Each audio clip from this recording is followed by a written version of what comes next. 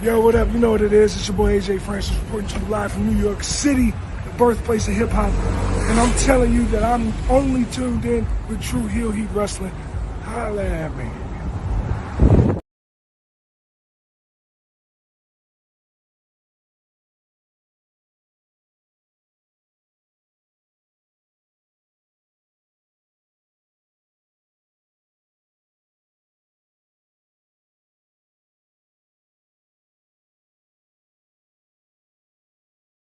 What's up, everyone? It's the interview queen Alicia Chu here, and be sure to watch True Heel Heat.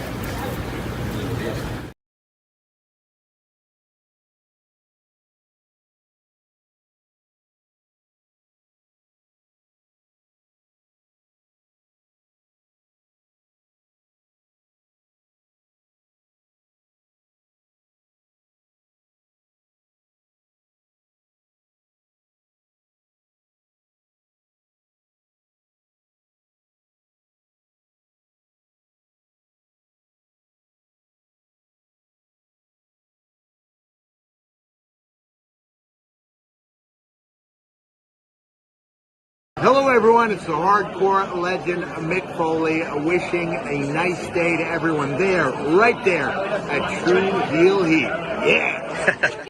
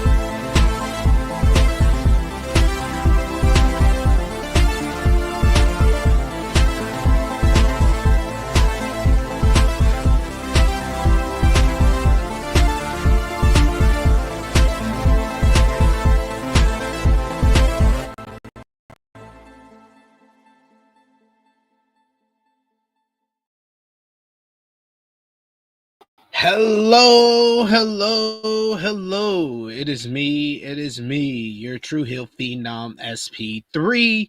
We are live on the True Heel Heat YouTube, Facebook, and Twitter for our WWE WrestleMania 41 Night 2 review, discussing last night's show from Las Vegas, Nevada, where John Cena is your new undisputed WWE champion, winning his record-breaking 17th World Championship. But boy, oh boy, does people not like this one. We're going to discuss it all as only we can here on the True Heel Heat YouTube channel. So we appreciate y'all for joining us live. Appreciate y'all if you're watching us on demand. Either way, show your appreciation back the simplest way possible. Drop the thumbs up on this video. You can also share this video with all your wrestling fans, friends, and family on all your favorite social media platforms. If you are new to the True Heel Heat YouTube channel, hit that subscribe button, hit the bell to stay notified for all the great content here. And of course, sound off in the live chat. I'd love to interact with all of you guys, hear your thoughts on last night's WrestleMania 41 Night 2. we got a doozy to discuss because it seems like not everybody liked it as much as our esteemed colleagues here on the channel, Romeo and Top Guy JJ, that were waxing lyrically about the show at the end. It seems like the overall feedback is not the best, not the greatest with WrestleMania weekend. So we're gonna put the bow on WrestleMania weekend. I was supposed to be joined here by a few people, but no one's here. It's just me. I'm riding solo, so I'm gonna be here with y'all as my special guest, talking about WrestleMania 41. So let's do it.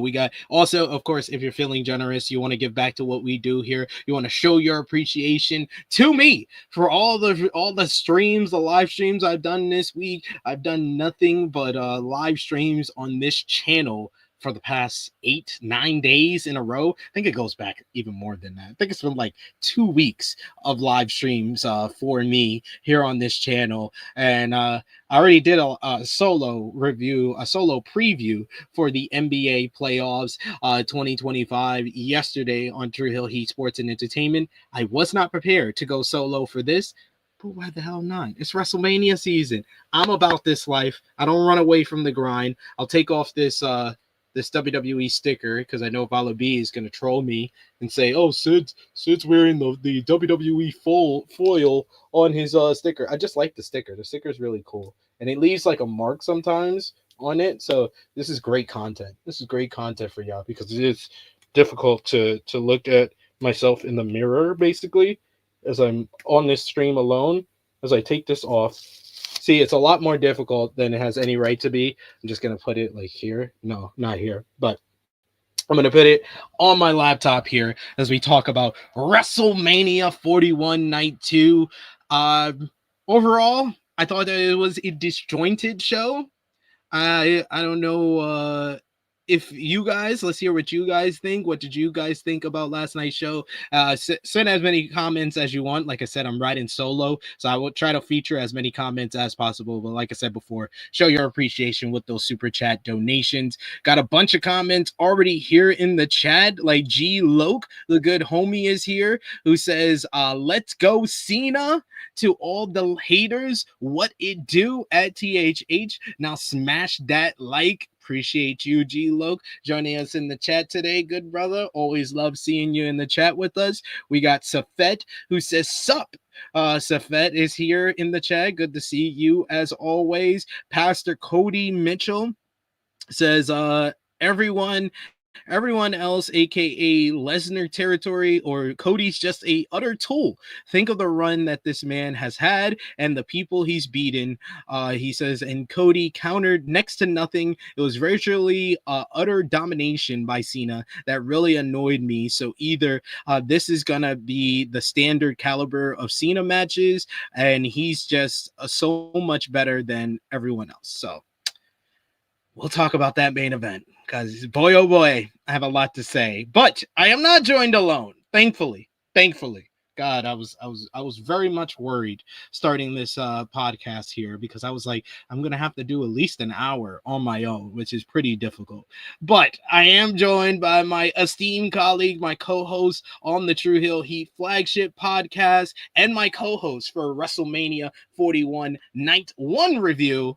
It is the Tru Draw Josh. How are you doing, Josh?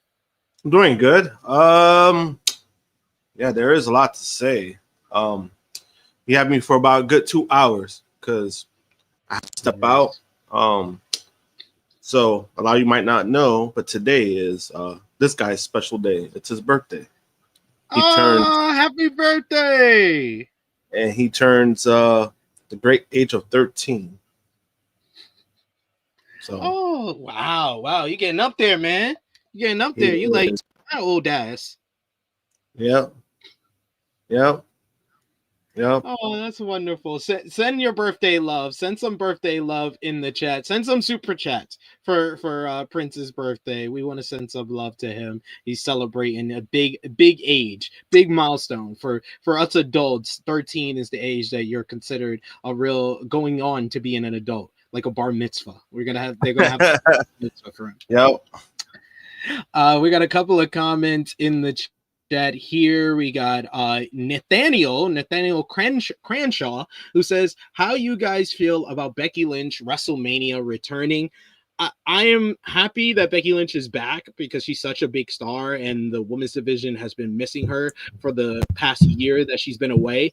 I just don't like how WWE got to it. Same. And I spoke about it yesterday. I was like, it was be cool to see Becky. I just don't like the fact that it's on the expense of removing Bayley.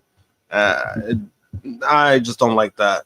I don't care if it's storyline or not. It shouldn't have happened like that. Facts. We got Valov, who says, ruined pro wrestling by being 97 Hollywood Hogan. He also says, considering what opened the night, it was a true travesty how the main event went. Damn. I mean, I tried. I was like, I know you was on the watch along last night. I appreciate you being on the watch along. One, because you don't have to be, because you do these reviews with me and you do the flagship podcast with me all the time. But I also appreciate you because you were the only one who was talking any type of sense out of the three of them. Yo, it was just so when we were talking about it, because I don't know if I'm gonna get a chance to talk about the main event. But I'll give some like small thoughts. Like when I was watching yesterday, I mean, I'll put it as nice as I can. The match itself was a 2-pack of ass. There's no hiding it. And the match was just bad. It was a bad match. And I love Cena. I don't mind the fact that Cena won. I just don't. I was like, oh, like, but that's how we got there. Like, that's how he did it. I was like, oh, like, so when I see all these people bragging about it and they're happy about it, it kind of feels demoralizing for me because it's just like, I just wanted a better result. Like, I wanted more. Like, I wanted a better result. John Cena was wrestling like he was in the 1980s. And the finish too was just so flat, Did I expect The Rock? I really didn't expect The Rock, to be honest with you. But I thought they could have done way more than what they did. I know a lot of people are blaming Dwayne, rightfully so, but to me, I'm like, the result is the result what we got. They could have done more. Without The Rock, without Dwayne, I don't care what anyone says. And then they were trying to like justify it, like, Top Guy was trying to justify, like, oh, he said he wasn't going to give us nothing. So that's what he did. He gave us nothing. I'm like, bro, that's not a good thing. Like, don't even try to sell me with that. Like, don't even try to do that. Shit. The crazy part is that WWE was even shitting on it. Did y'all watch the post show with Rosenberg was like, they're not gonna hang this one in the Louvre, saying the bathroom, but he meant the famous museum.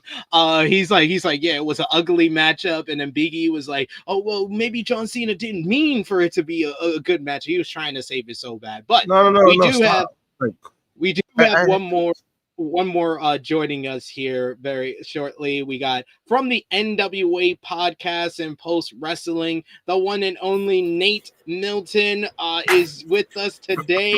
Brother Nate, how you doing? What is up, SP3? What's good? True Heel Nation. Now, you know what, Sid? A lot of things can change in 24 hours, man. And I was excited to hop on here, man, and talk about WrestleMania Night 2 with you. But then I was thinking about a lot of things, brother. After the show went off the air, and I was like, you know what? I'm going to get up there and Sid going to have some clickbait-ass questions. And I'm not here for the clickbait, Sid. That's what took me so long to get here, brother. But Good save. I'm glad to link up with you fellas, man. Like, real talk, what actually happened was my nieces were in town because my sister was up for Easter, and I was hanging out with my nieces this morning, and my sister decided to leave at 7 in the morning, which is like, why would you leave at 7 in the morning? But they not my kids, so I was up with them, and then I sat down on the bed, watching some First Take, and went to sleep, man. That's exactly what happened. I ain't going to be like John Cena. I'm going to tell you the truth, Sid. I'm going to tell you the truth, brother. Appreciate you for that. Thank you for joining me at the Tru Draw Josh today. Appreciate you coming through. Catch up with y'all.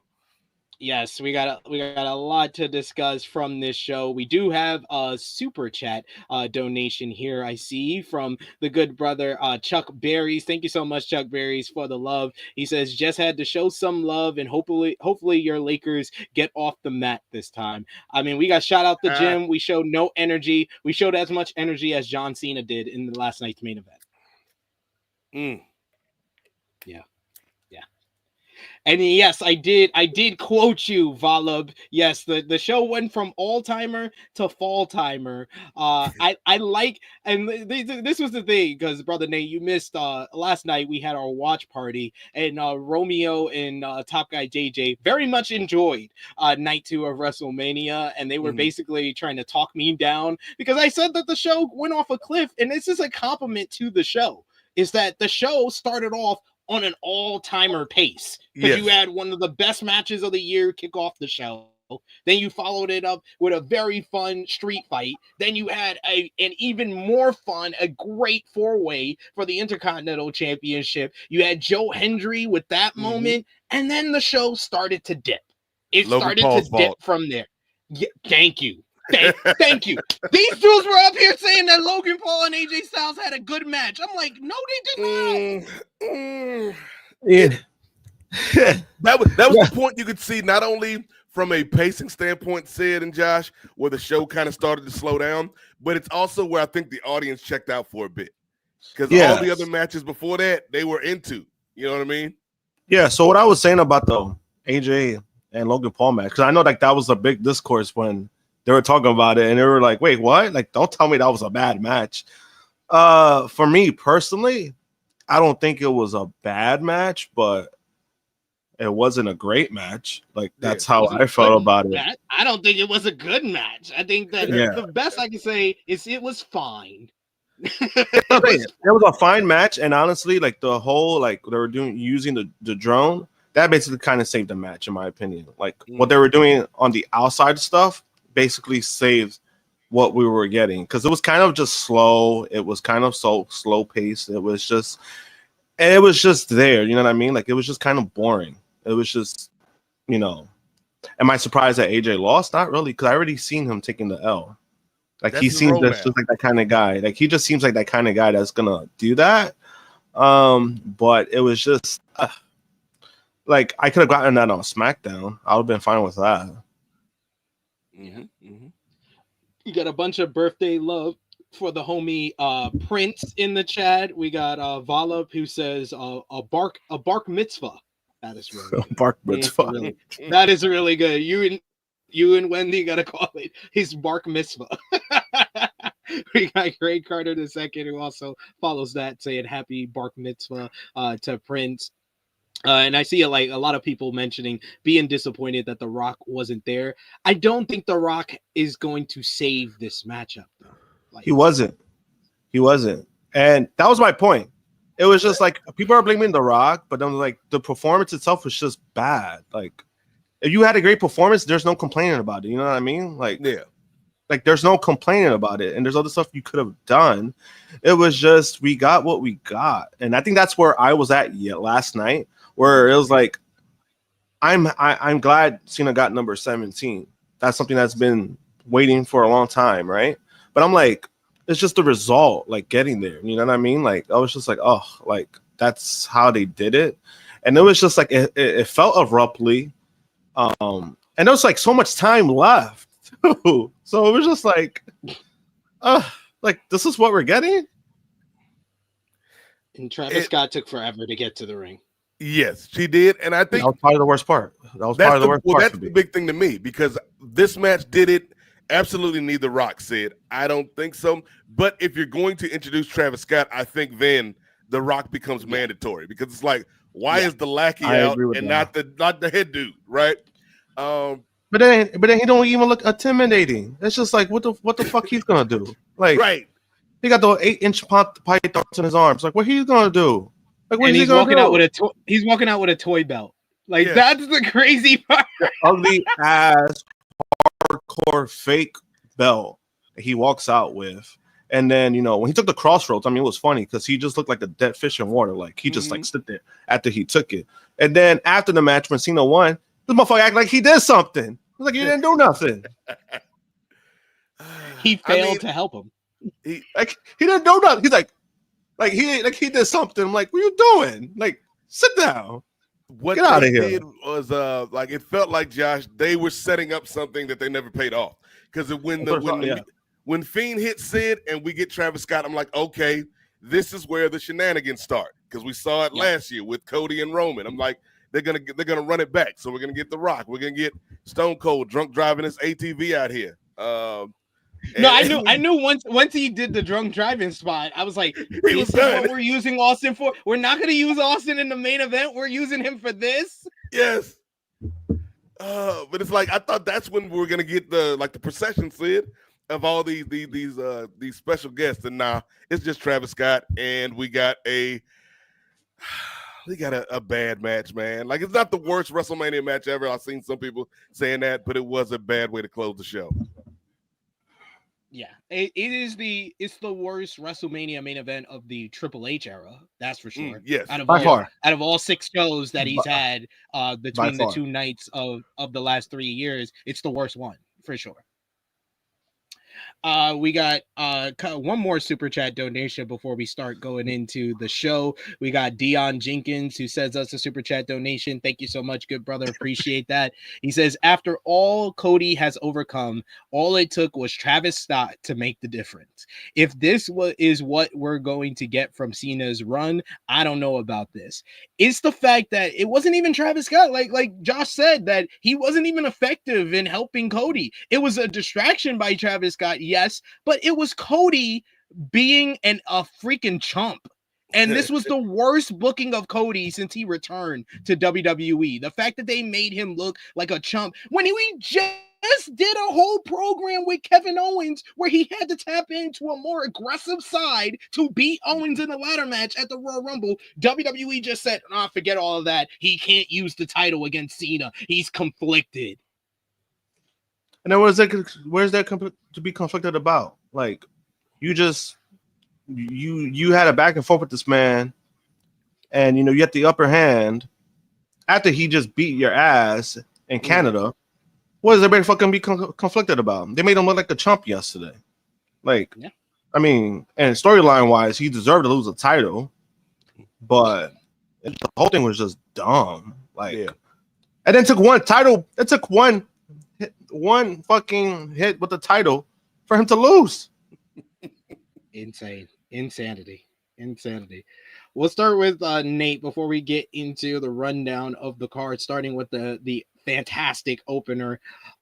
Nate, give us one word, one phrase to describe your feelings on night 2 of WrestleMania 41. Ooh, I mean, all timer to fall timer is pretty excellent. But I think what I go with, Sid, is it's always that last line. Like, if you remember Falcon the Winter Soldier with John Walker, Sam is always like, hey, dog, everything with you is about that last line because that's when it falls off the rails. That's this show. It's always that last line. That's a good one. Josh, what about you? I'll go with better. I'll put it with question mark. Better than night 1. I love it. That was the best. That was the best delivery. That was the delivery. You nailed the delivery on that. Better? Yeah, that's how I kind of felt too. But yeah, I would say, if I didn't use it in my tweet, I would say all timer to fall timer is pretty accurate. But I will say the highs and the lows. That's what this night 2 was for me. But let's get into it. We had the America the Beautiful by, I believe, her name was it Ava Max sang the American national anthem. Then we didn't get Triple H to open the show. Thank God we got enough of him on night 1. We had Stephanie McMahon instead. Yay, McMahon is still here. Still bad enough. Still bad enough. It's so great. She says she was 16 years old the last time WrestleMania was in Las Vegas, and now her middle daughter was 16. WWE was a family, and she welcomed us home and says that we're all part of her family as well. And welcome to WrestleMania. The fireworks went off. Michael Cole, Wade Barrett, and Pat McAfee were our announcers once again on this show. And we started off hot as we got the WWE Women's World Championship up for grabs. Io Sky coming out first. No pomp and circumstance for Io Sky, but she came out first to a good ovation from the crowd. Bianca Belair entered second. Her entrance included a few young girls skipping with long braids. Among them was her stepdaughter, so a nice emotional moment with them hugging. But Bianca got some loud boos when her music hit, and Cole tried to get ahead of it by saying that it was due to her involvement as the referee in the title match between Rhea Ripley and Io Sky. Not a good save, but a save nonetheless. Then you had Rhea come out with a nice little new helmet. She had a huge reaction from the fans, and the match kicked off. And I love the story of this matchup was once again following up from the build. Both ladies tried to basically push aside Io Sky, but she held their hands, stopped them from doing that, and she was the first one to get some offense. She slapped Rhea across the face. She went to slap Bianca, but she missed. Bianca hit a forearm on Rhea. She went for a Hurricane Rana on Bianca, but Bianca launched her over to Rhea, and she hit the Hurricane Rana on her. But they drop kicked her Io finally out of the ring, and we got a nice exchange between Rhea and Bianca for a bit, both of them showing their power, which Bianca got the better of. Sky came back in and knocked both of them down. She hit a low drop kick on the both of them and then tried to roll them up for a 2 count.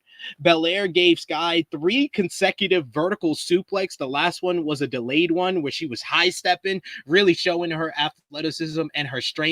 The fans didn't even care, but they couldn't help themselves but to applaud that. It's still giving her some boos throughout this matchup. Rhea then gave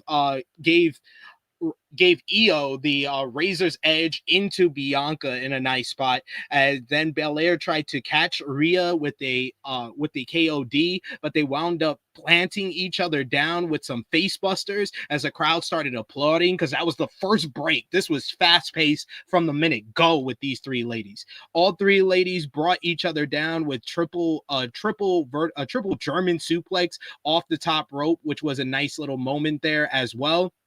Rhea got some close near falls. She hit a big move on Io and almost got the pinfall there. She would go on to hit the Riptide on Bianca and got a close near fall there as well. Rhea booted Bianca, and then Sky hit Ripley with a springboard drop kick. She did the kip up and then started doing the pointing to herself, which got a big reaction from the fans. And then Bianca came in and pounced the shit out of her, which drew some loud boos from the fans. Bianca gave Io a 450 splash, and then Rhea got her up, hits the Riptide, but she only got a 2. Rhea was in disbelief at not getting the win with that one. Io went for a Meteora, but Rhea was able to kick her in the head. She countered and went for an Avalanche Riptide, but Io was able to reverse it into like a hip toss off the top rope. She went for the over the moonsault, but Rhea got her feet up.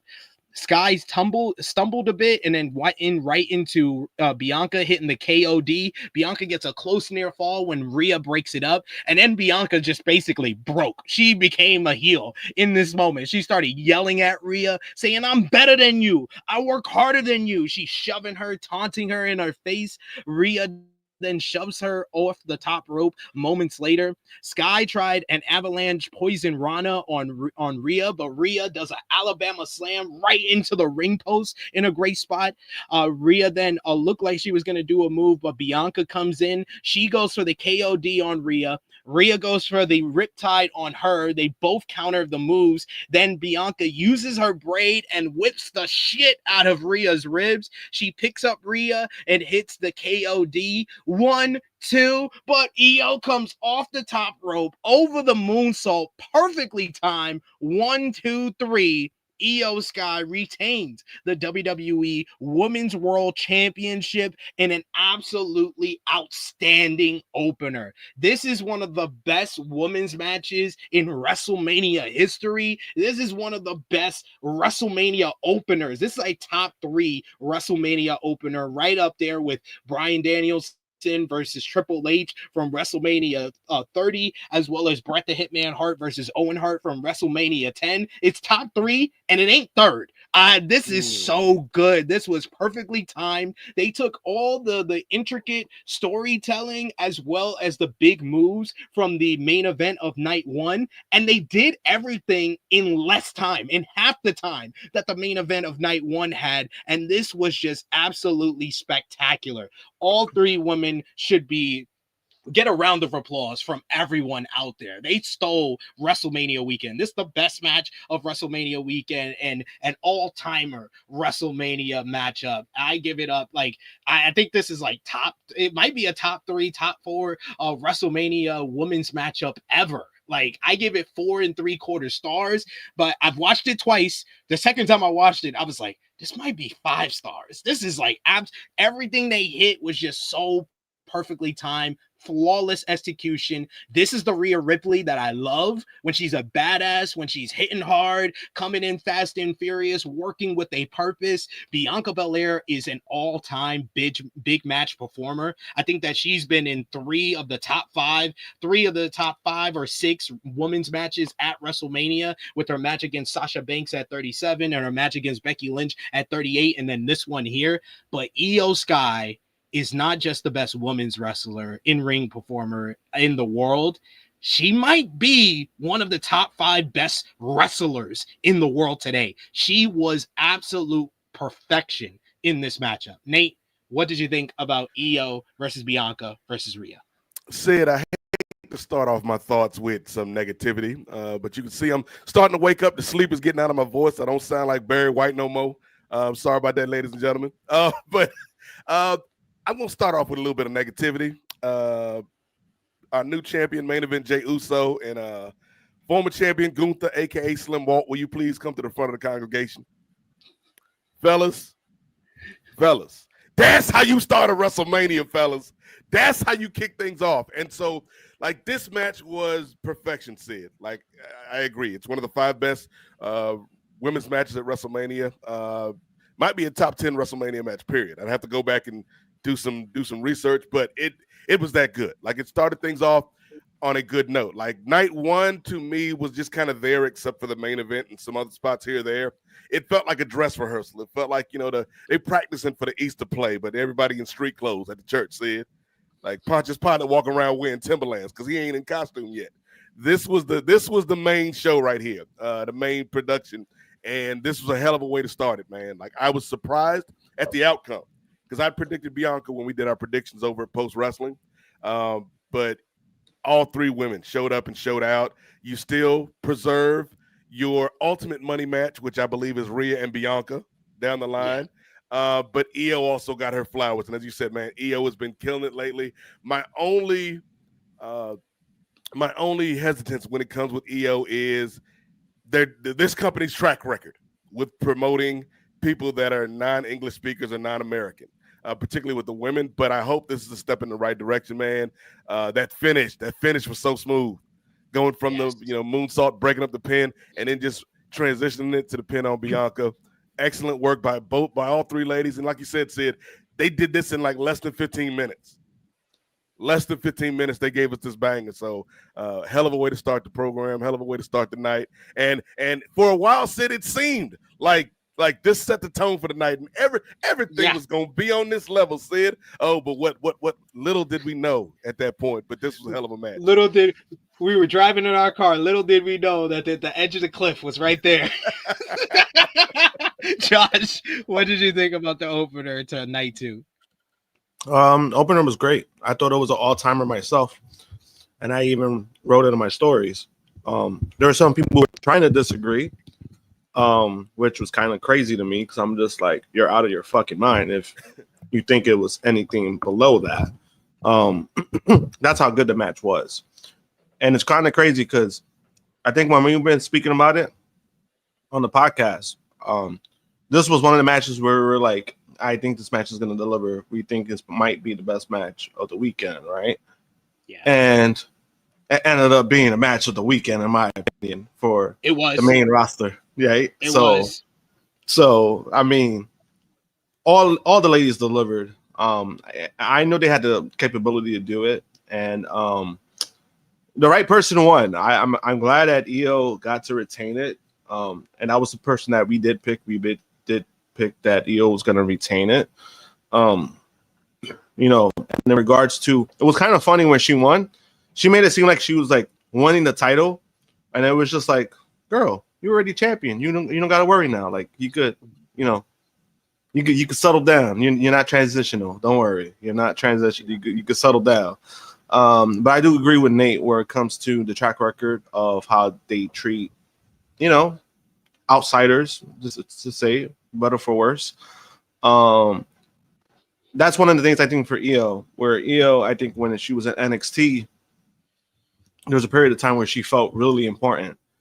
There's times in the main roster where she's been given the title, she doesn't feel important, and I want to see when it gets to a point where they make her feel important. You've been using her for cutting promos and her language, you know, and I think that's been working well for her, right? That's been working well. That's been kind of, you know, that was a new direction they were going with her. They just need to make her feel important going forward. If this is where you're going to go with, and this is the person that you had her retain the title, make her feel like she's a fucking badass. Like, you know, don't make her feel like she's an afterthought, because even with this build-up, that's how they were kind of treating her. And for a while, I kind of was just getting annoyed. I'm just like, yo, like, what are they doing? They treating the champion like a chump. And, like, you know, women try to push. And it was funny because they did try to start that match, like, the same way. But then she kind of shut that down very quick. So it played well when it comes to that. But I think going forward, it's more so of, I want them to make her feel important, make her feel like a star. And I think she's done enough to show that she's a star. Agreed, man. They went out there and over delivered, in my opinion. Like, I thought it would be great. I thought it would be one of the best matches of the weekend, but I will take this match over the night one main event just slightly. Like I said, I gave it the same rating.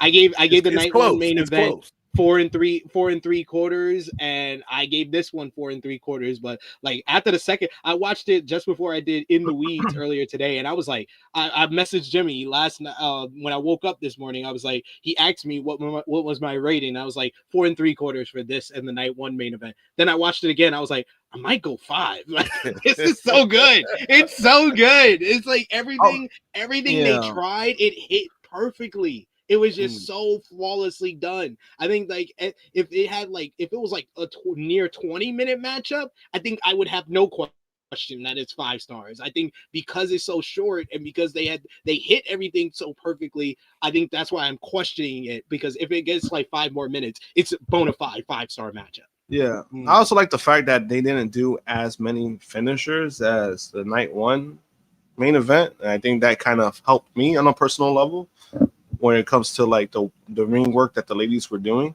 There are a lot of people that I've seen yesterday that prefer like more ring work than like storytelling aspects of the ring.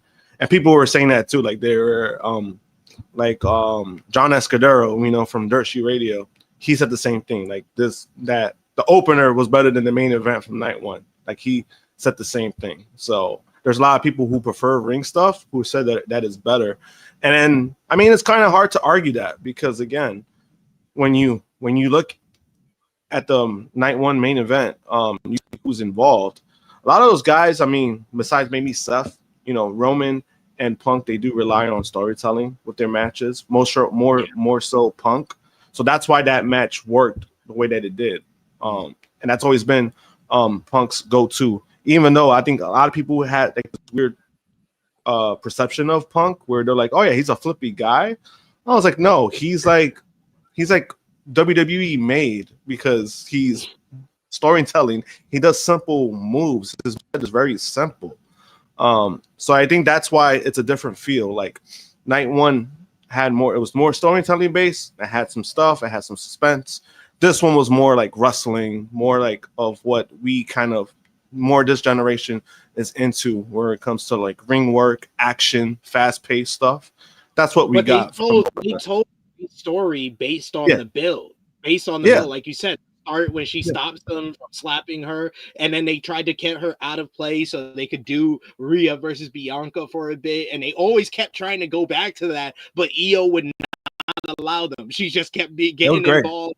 We get the crowd behind her in every way. So, and they peaked at the right time. Like, despite me saying if it had like 5 more minutes, I probably would have gone 5 stars. It peaked at the right moment. Like Nate said, the finish was so well done, just to go over the moonsault right after the KOD, right into the pin, 1, 2, 3. And I was one person like you, Nate, like for weeks going into this show, I was like, Bianca should win. Bianca should turn heel, and she should win the title, continue her undefeated streak. It was that one line on the Monday Night Raw before WrestleMania where she said, "I'm unpinned at WrestleMania," and I was like, "Oh, you're losing. You're losing." The only reason you would say you wouldn't say you're undefeated and you're unpinned is that you're probably losing at the pay-per-view. So once she said that, my pick changed to Io. Yeah, man. As soon as she said that, it was curtain, because I was like, Bianca, sis, we love you. But I don't know who you think you are bringing this statistic up. Do you think you're the Undertaker? Like, I hate to break it to you, but you ain't got the complexion for the connection. Bianca. And that's the first time the first time it got brought up for somebody else. And that's why I was like, yeah, this match is going the way that's going to go.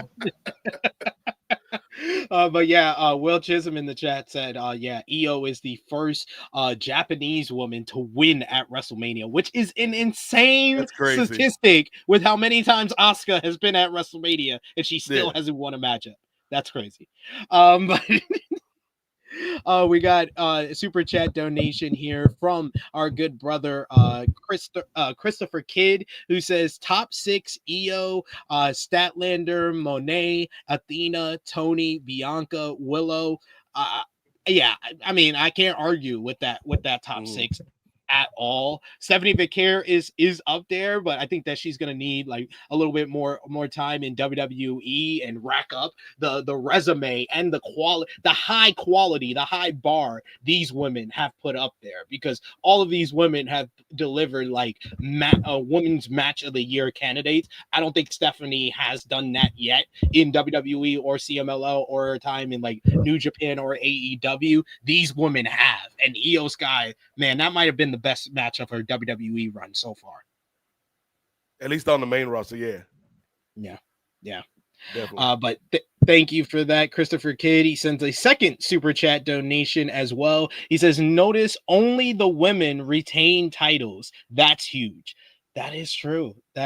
Everybody, all the men champions going in, their titles, or they lost their titles. The women, well, minus the women's tag titles, minus that. But oh yeah. You're right. I think he's talking about singles titles though. So yeah, I think singles, because I mean they didn't have the IC or US defended. Yeah. Ninja Mortis, to be fair, I love Saray. I think Christopher was more talking about here in North America. The people that are here in North America, Saray is amazing over in Japan. Don't get me wrong. Yeah. I mean, if you do like the whole world list, I mean that list changes, because there's a lot of great Joshi women that they clear Micah's everybody. Up there. Yeah. Micah, Tam Nakano, Saya Kamatani, and we're gonna talk about the Stardom show later in the week, because they got their big show next weekend as well. But yeah, such a great matchup. That finish ruled. But we need to talk about the rest of the show, because they followed this up so well. I was like, yo, we balling right now. Well, first you have to do WWE, had to be WWE, and we see Flavor Flav is in the front row. I was happy to see that. That popped me. Someone I know. Me Rap Dafa Leash Belay was in the front row as well. Don't know. Rich the Kid was also here. That also popped me as well. Then we I didn't know who was that. I was like, who's that? I didn't know who was that. Then we get our Sin City Street Fight Drew McIntyre going one-on-one with Damian Priest. Drew has a whole like Viking-esque entrance where a Doom-inspired entrance. Then we get Kerry King of Slayer playing his guitar as Damian Priest makes his entrance. This entrance did make Damian Priest look like an absolute superstar, which helps because the finish of this match did not, I'll be honest. But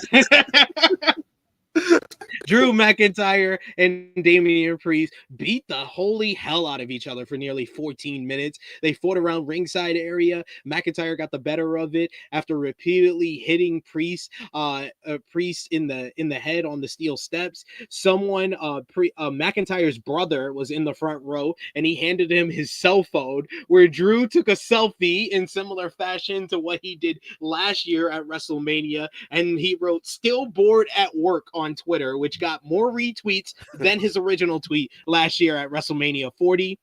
You get McIntyre cut off Priest's comeback attempt, and he hit a flip dive to the outside. McIntyre's so good. He tried to go for a Claymore, but Priest chucked a chair at his face. It didn't hit him with much force, so McIntyre kind of no-sold it and came back and hit a standing Claymore for a 2 count. McIntyre grabbed a chair around Priest's head and went for a Claymore, but Priest managed to grab him with one hand and hits a one hand south of heaven for a 2 count. Priest then hit McIntyre with the chair, but McIntyre came back and hit a spine buster. He set up some tables outside the ringside, 2 tables outside of ringside for a big spot later in the matchup. Priest avoided an avalanche white noise in the ring as he set up a table in the ring as well, and then he hits a razor's edge through the table for a nice spot, which he got a near fall for. McIntyre followed as they had steel steps in the ring, and he hits a feature shot DDT onto the steel steps for 2. Priest got the better of a strike exchange after dropping McIntyre with a big lariat. He tries to go for the Undertaker's rope walk spot, but McIntyre shoves him off the ropes to the outside, where he goes through 2 tables, crashes and burns with that one. McIntyre then brings Priest back into the ring onto the apron. He places his head against a chair that was wedged between the ropes, and he finishes him off with the Claymore into the steel chair for the 1-2-3. Drew McIntyre wins this Sin City street fight. I thought this was a very good matchup. They went out there and beat the holy hell out of each other. This was physically intense. Drew McIntyre was the right winner, but I feel like it really kind of defined Priest down, where Priest is not on the level of McIntyre, who should be in the main event, but he was the right winner in this one overall. Nate, what did you think about this one? I gave this match 3 3/4 stars. Okay. At this point in the evening, Sid, we're 2 for 2, man. Yes. We came out the gate strong. You know, obviously, we talked about how great that women's 3-way was, but then this match, and this is a match I did not have high expectations for. You know, I thought it'd be fine, Sid. I thought it'd be, a good Raw match. You know what I mean? But these brothers brought it, man. The right guy won, as you said. I think Drew needed to win. In terms of Priest, though, like I thought Damian showed up and showed out, man. The entrance made him look like a star. I was like, okay, man, I feel you on this. Even though you're not winning, I feel you on this. But I don't know where the landscape is, and that's something that maybe we'll get an inkling of tonight on Raw. But now with Cena at the top, we're going to need some credible baby faces as cannon fodder. And that may be the best role for our guy, Damian, in this situation, because I don't feel like he's getting back to that title picture anytime soon, other than we need a challenger for Cena if Cena decides to wrestle this month. But like you said, I thought the match was good. It exceeded my expectations. Just the right amount of plunder, the right amount of clubbering, as Dusty would say back in the day. But yeah, and the crowd was hot for it, which I think if you look at night 1, for a lot of parts in night 1, the crowd was just like, okay, we at WrestleMania, and there was no enthusiasm. The crowd was into the women's match, and they were into this match, and I thought this was a great 1-2 punch to start the show. Definitely agree with you. I love that. I'm not supposed to know who Rich the Kid is. I know my stuff. I know some stuff out there. Josh, what did you think about Drew versus Priest? The match was good. Better than I expected. I was a little worried of where it was placed at, to be honest with you, because I was just like, oh, this match got to follow up what we just got. Oh boy. And they actually delivered. I was happy with the result. Right person won. And I thought they did well for what they did. They used like the tables and like whatever they were using, like the weapons, they were using it very well. And I thought the right person won. Yeah, right winner, right kind of matchup as well. It was a good booking decision to make this a Sin City street fight, because I think otherwise it wouldn't have been as good as it was. But good stuff there. Yeah, the show is rocking and rolling. Like Nate said, we were 2 for 2 at this point, and it was just about to get even better at this point for me. We get Jameer Gibbs, Daniel Cormier, and Tony Hinchcliffe are in the crowd. Like the previous matches, this one also had a sponsor. I do love that the Netflix feed cuts out any ad reads that WWE does. Thank you, and Netflix Europe. In years past on pack shows, they would sometimes cut entrances short to make sure they got everything in. Now they're doing the opposite, where the entrances are sometimes longer than the matchups because the ramp is so long as well. So next we had our 4-way matchup for the Intercontinental Championship. Penta making his WWE WrestleMania debut. You also had Finn Balor, who came out with a yellow shirt over his head that they tried to call a mask. Dom came out with a Mysterio-esque mask that he couldn't get off his head at first. Oh, that was hilarious. And Braun Breaker came out to a good reaction as well. And this one, man, this was an absolute blast to watch. Dom and immediately Braun went to run at Dom, and Dom moved out the way. Him and Finn were on the same page to start off this matchup as they took Braun out of the matchup when Braun went to attack Penta. Before Penta wiped both of them out, though, with a dive to the outside. Braun was an absolute beast in this matchup. He was the star of this matchup for sure. Braun knocked over Penta with a leaping tackle. He then slammed Penta and gave Balor a military press slam. He then speared Dom, but Balor broke up the cover. Balor then gave Braun a sling blade before Penta came in and gave Finn a sling blade as well. Penta used a drop toe hold to drop Balor face first into Dom's crotch. Penta then snapped Balor's arm with the sacrifice. He went for the Penta driver, but Braun comes from behind him and delivers a double German suplex to both men. That was a cool spot. Penta avoided a spear and Braun went shoulder first into the ring post. Dom then hit Penta with a slingshot senton after putting him down and kicked Braun out of the ring. Dom hit consecutive suplexes for the three amigos, but Penta was able to reverse the last one. So Balor came in and joined him to hit another suplex. They tried the double suplex on Braun, but he just basically bodied both guys. Hits a double suplex on both men here.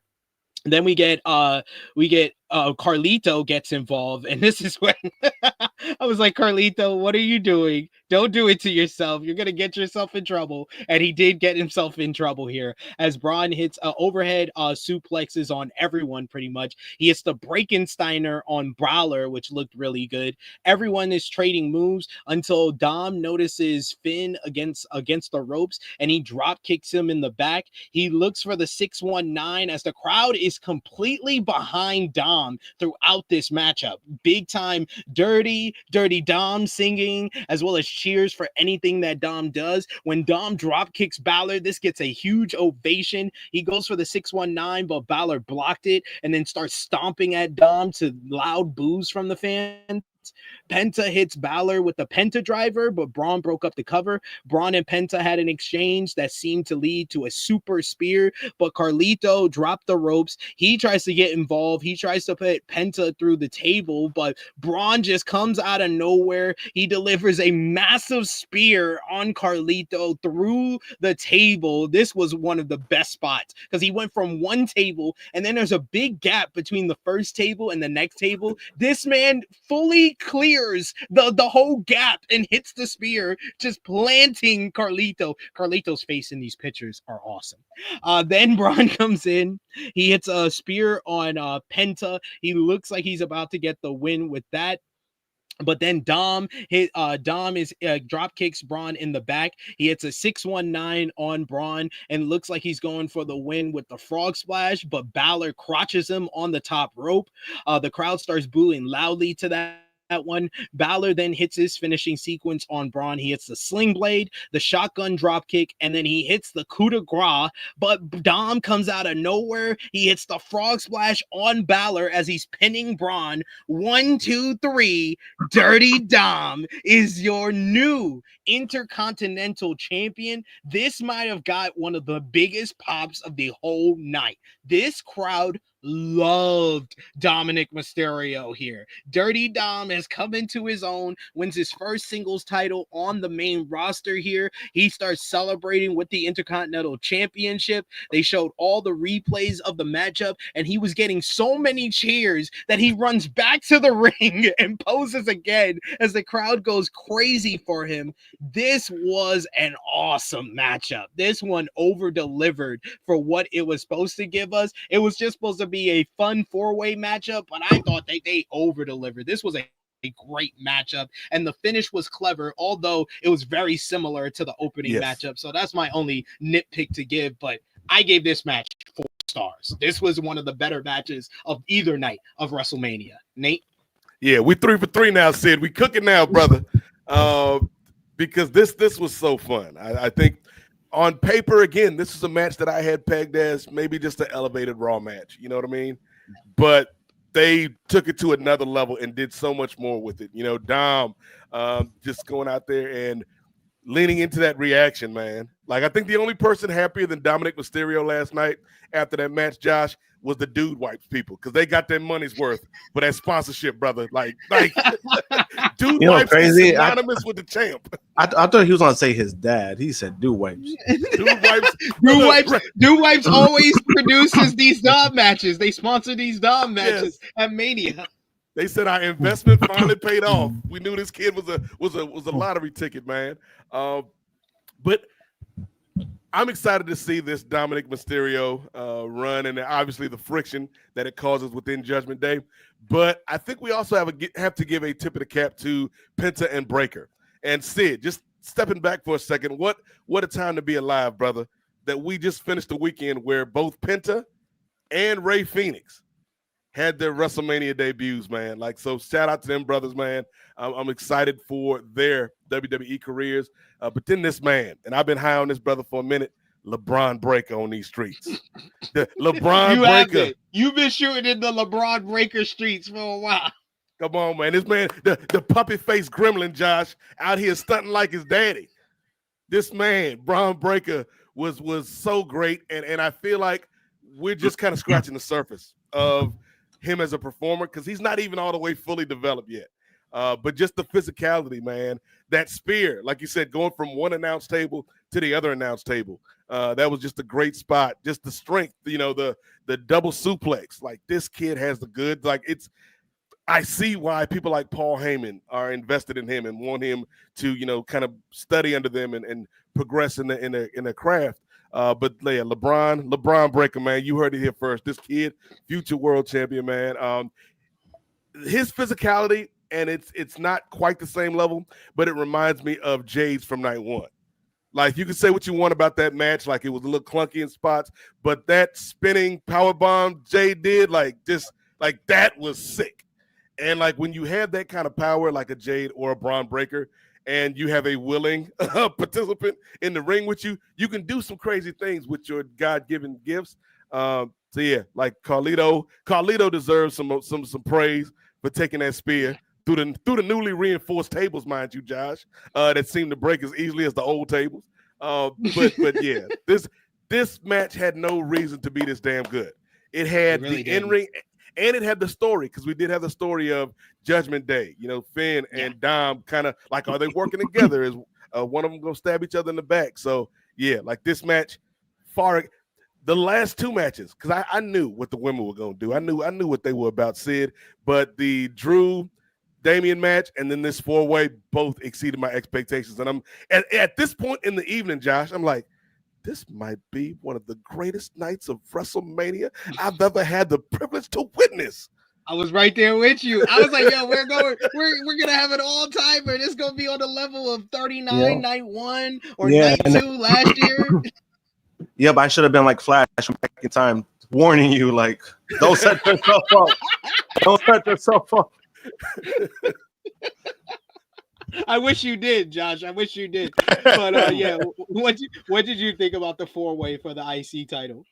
Same. I thought it exceeded my expectations, and I'll be on the record to say that last night Dom finally won me over, because I've been shitting on the guy for a while, for years, because I'm just like, this kid needs to get better in the fucking ring. Like, I get like the charisma, I get all that stuff, but I'm like, he can't be making the mistakes that he's making constantly. And yesterday, he did not only good, but he was the right person to win, because you saw how crazy that crowd got. And then once he started hitting, when he drop kicked Finn, that's when I knew he was gonna win, because I was just like, there's no way they're gonna pull this off, and then he's gonna lose. You're gonna piss off the fans a little too much.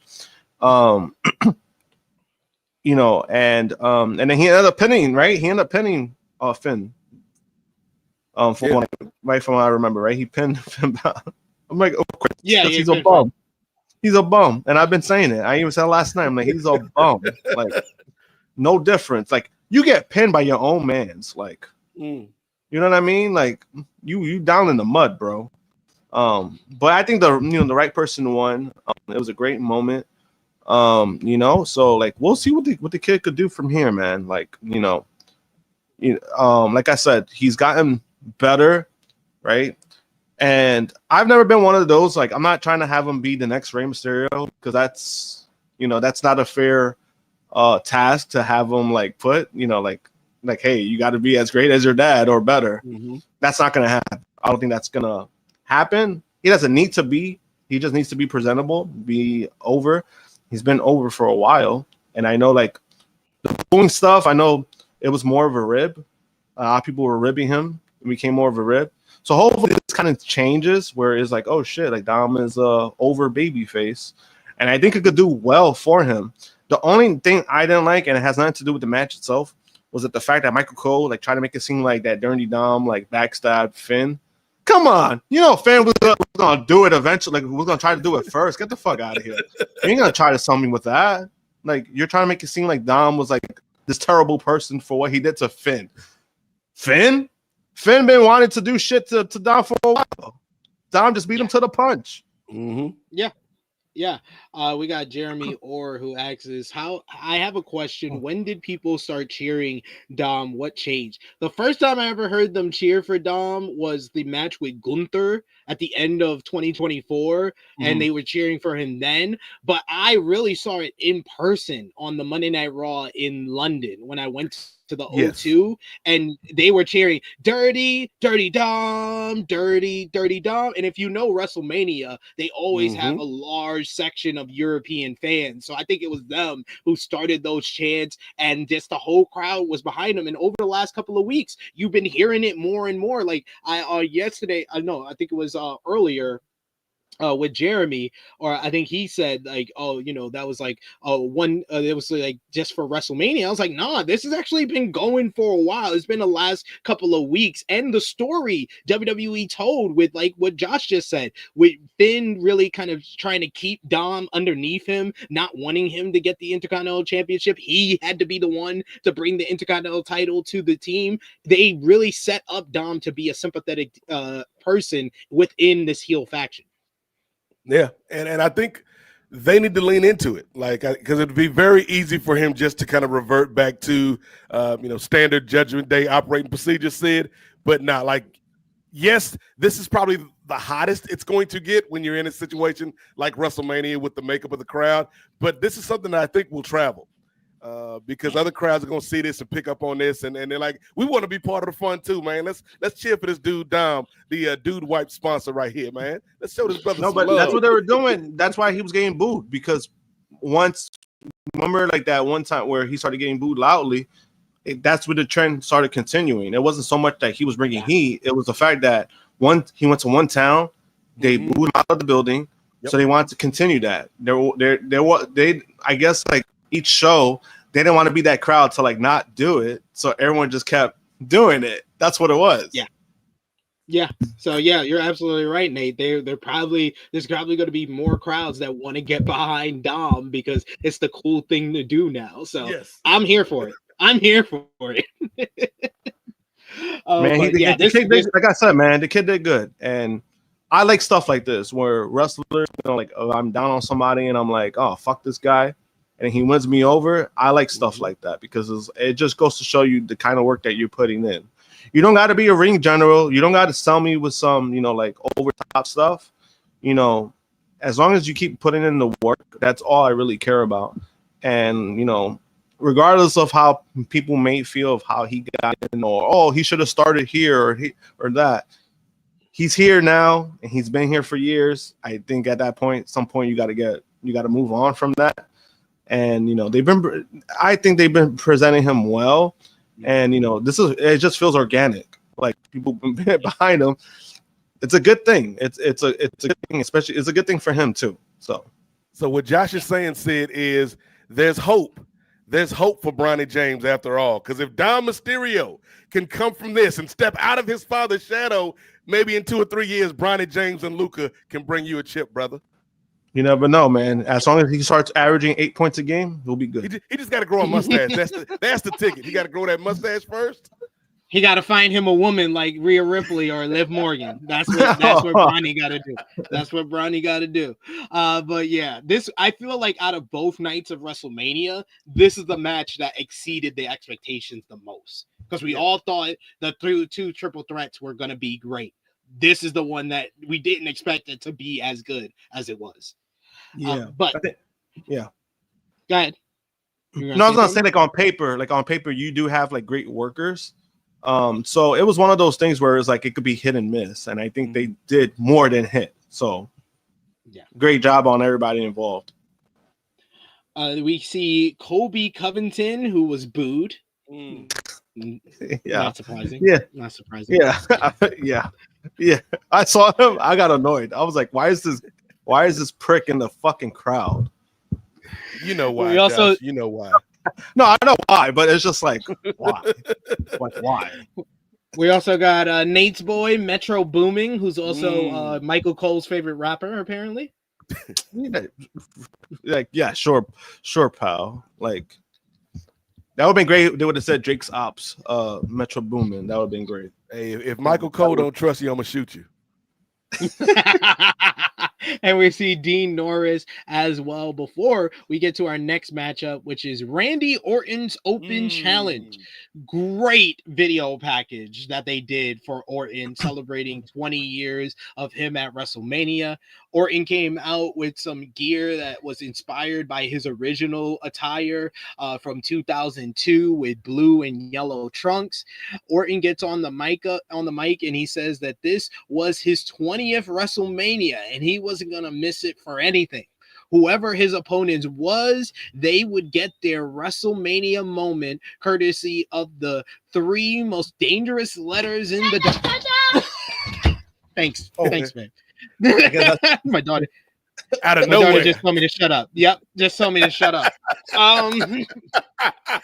The 3 most dangerous letters in all of the WWE RKO. So we got the long pause and then Joe Hendry, the TNA World Champions music hits, and this man got a huge pop.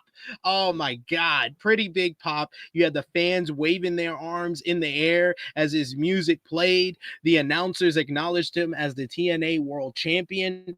McAfee thought that the title would be on the line until Cole had to wise him up. But huge moment for Joe Hendry here on the WrestleMania stage. A great way to kind of do the partnership with TNA and WWE at WrestleMania. Orton was ready for this challenge. He went for an RKO early, but Hendry fought him off. He hits a neck breaker, and then he stomped the mat and grabbed Orton by his neck. But Orton just looked confused about poking Hendry in the eye. Orton hits his comeback. He hits the big clothesline. Then he goes for the draping DDT. He goes for the power slam and then the draping DDT before setting up for the RKO. He looks for it, but Hendry is able to block it. He hits a fall away slam, and then he goes to do his turnaround pose to the fans' big reaction as he turned around. And then when he turns around, he receives an RKO for his troubles. 1, 2, 3 in like 3 minutes. Randy Orton defeats the TNA World Champion Joe Hendry, but this wasn't about the matchup at all. This was more about the moment for Joe Hendry. They didn't waste any time here with just going over 3 minutes, but a great moment for Joe Hendry. It shows how over he is, that this WWE, pro WWE audience knew him, were singing along with his song, gave him a big reaction. Post-match, you get a show of respect from Orton. He helps Hendry to his feet. He raises his hand to the crowd, shows him that he respects Hendry, but he's Randy Orton as well. So he hits an RKO again on Joe Hendry, dropping him in the center of the ring. Then he mockingly does the Hendry turnaround pose and then poses for the crowd to a big reaction as well. This was just your WrestleMania moment. This was more of a moment. This was more of an angle than an actual matchup, but it didn't need to be anything less than that, because no matter who answered this open challenge, they were going to lose to Orton to set Orton up for probably getting an opportunity at the WWE Championship next month at Backlash in St. Louis. So totally understandable here. This was good for Joe Hendry. Not so good for TNA. Any reputable company would not allow their world champion to come in and lose in 3 minutes on this big of a stage. It is Randy Orton, so it's 100%, understandable that WWE would do that. The fact that TNA agreed to this shows you that TNA is not a reputable company. So it is what it is. Nate, what did you think about Orton and Hendry? Sid, you telling me that the company that employs a wonderful wrestler named Tessa Blanchard is irreputable? Is that what you're trying to tell me, brother? I can't buy it. I can't buy it, Sid. But this was a fun little spot here. Originally, when they tossed around the idea of the mystery opponent, my idea, Sid, was to always go with Omos, because this is a brother that I feel like they've been doing dirty. Like, this man was living his life in Japan, improving in the ring, having these decent matches. People were treating him like a star over there, and they made his big ass get in that tiny little plane and fly all the way back to America before the Royal Rumble. That's a 17-hour flight if you ain't ever flown to Japan. That's a long-ass flight to be that big and the plane be that small. Flew this man back before the Royal Rumble, wasn't in the Royal Rumble, ain't showed up in no Raws or no SmackDown since, hadn't been on NXT. So you thinking, maybe they give Omos a bone here, man. Put him on WrestleMania so we can see this magic trick of Randy Orton RKO and a dude that big. But nah, Omos at home just like us, watching this match. So, justice for this man Omos. He's just like us, sitting at home watching Randy Orton on the couch. Like, I could have been there. I could have done the RKO, dog. That could have been my spot. Yeah. That could have been my spot, man. They doing that brother so dirty. Like, why would you fly this man? I'm still stuck on that, Sid. Like, those planes ain't built for people like Omos. That's true. And you making this man fly a day and like damn near a whole day in the air. That's inhumane. That's cruel. But in terms of this, I thought it was perfect, man. Like, again, Sid, this audience, which is this multicultural, multinational audience, that has a familiarity with a dude like Joe Hendry, either from the Indies or from TNA or from, the NXT stuff. Like, they were all in, no pun intended, when Joe showed up. And I thought, you say this is a bad look for TNA. I would say TNA in their minds thinks they're Tupac. And you got to follow me on this, Josh. They think they're not like all eyes on me, Tupac. They're not, poetic justice Tupac. They are Digital Underground caddy Tupac. And they looking at WWE like they Shock G and them boys. And like, all I got to do is carry around these records and maybe they could lift us up to the big time, put us in that movie, Nothing But Trouble with Dan Aykroyd and Demi Moore. Maybe that's how I can get up to build my audience. And so, yeah, like, I'm torn on this, man, because Sid, I've been somebody that's been rocking for TNA for a minute, man. But it feels like, yes, I'm happy that Joe Hendry got this moment, and he was acknowledged as the Impact World Champion on this show. Like, so that's a big thing. That's a big deal. But then he went out like a sucker because he was facing the Viper, and Randy wasn't gonna let that happen, man. We wasn't gonna get no back and forth match with the Viper, Sid. That wasn't in the plans. You getting these 3 minutes, kid. I'm gonna RKO you twice, give you a little pat on the chest as I walk by. No hard feelings, kid. Ask Booker T, like, taking an RKO from me can enhance your career, son. But it was a fun moment, man. And the last thing I'll say about this moment, besides salute to Joe Hendry for getting this check, is if you are watching this and you're thinking Randy Orton, 20th WrestleMania, John Cena, all these WrestleManias, Triple H in the Hall of Fame, and you watched most of their careers, like Sid and myself, you might want to ice your knees because I'm sure they feeling a little tight after 2 nights of WrestleMania, man. We ain't as young as we used to be, Sid, but we still as good as ever, brother. Just like this man, the Viper, Randy Orton. Hey, I give it up to Orton, man. 20 WrestleManias, that's an accomplishment. That's a milestone. So I'm glad he was able to have a match on the show. I just wish that it was against someone that WWE cared to give an actual match to. But Josh, what did you think of Joe Hendry's WrestleMania debut against Orton here? I mean, it's a good moment for Joe Hendry. It benefits Joe Hendry himself because, he is a free agent this year. So all they're really doing is they're poaching, low-key poaching. That's all they're really doing at this point. And I see like a lot of people were defending like the whole TNA thing, like, oh, gives them more exposure, does this. I get all of that stuff. But realistically, those things people are saying that, are you buying TNA Plus? Are you tuning in to watch it? You're probably not. So to me, that goes out the window, in my opinion. What I don't like has nothing to do with Joe Hendry himself is the fact of they've little broed him too many times in WWE already while he's a TNA talent. And I think at some point you got to call it out. You got to call it like it is. His very first appearance, NXT, he's in the Battle Royal match and he's the first one eliminated in less than 15 seconds. Yeah, 15 seconds. Even worse than less than a minute. He's in the Royal Rumble. Great moment. Cool. Less than 5 minutes and eliminates nobody. And Roman Reigns, your biggest star in the company, eliminates him. I get it. Roman Reigns, Tribal Chief, eliminated you, but what does that tell you? They little broing you. That's what that tells me. It's long-term booking, though, Josh. You're not seeing the vision from no. I see the vision clearly. We set up programs for Roman. No. They treat him like shit because even TNA treats Joe Hendry like shit.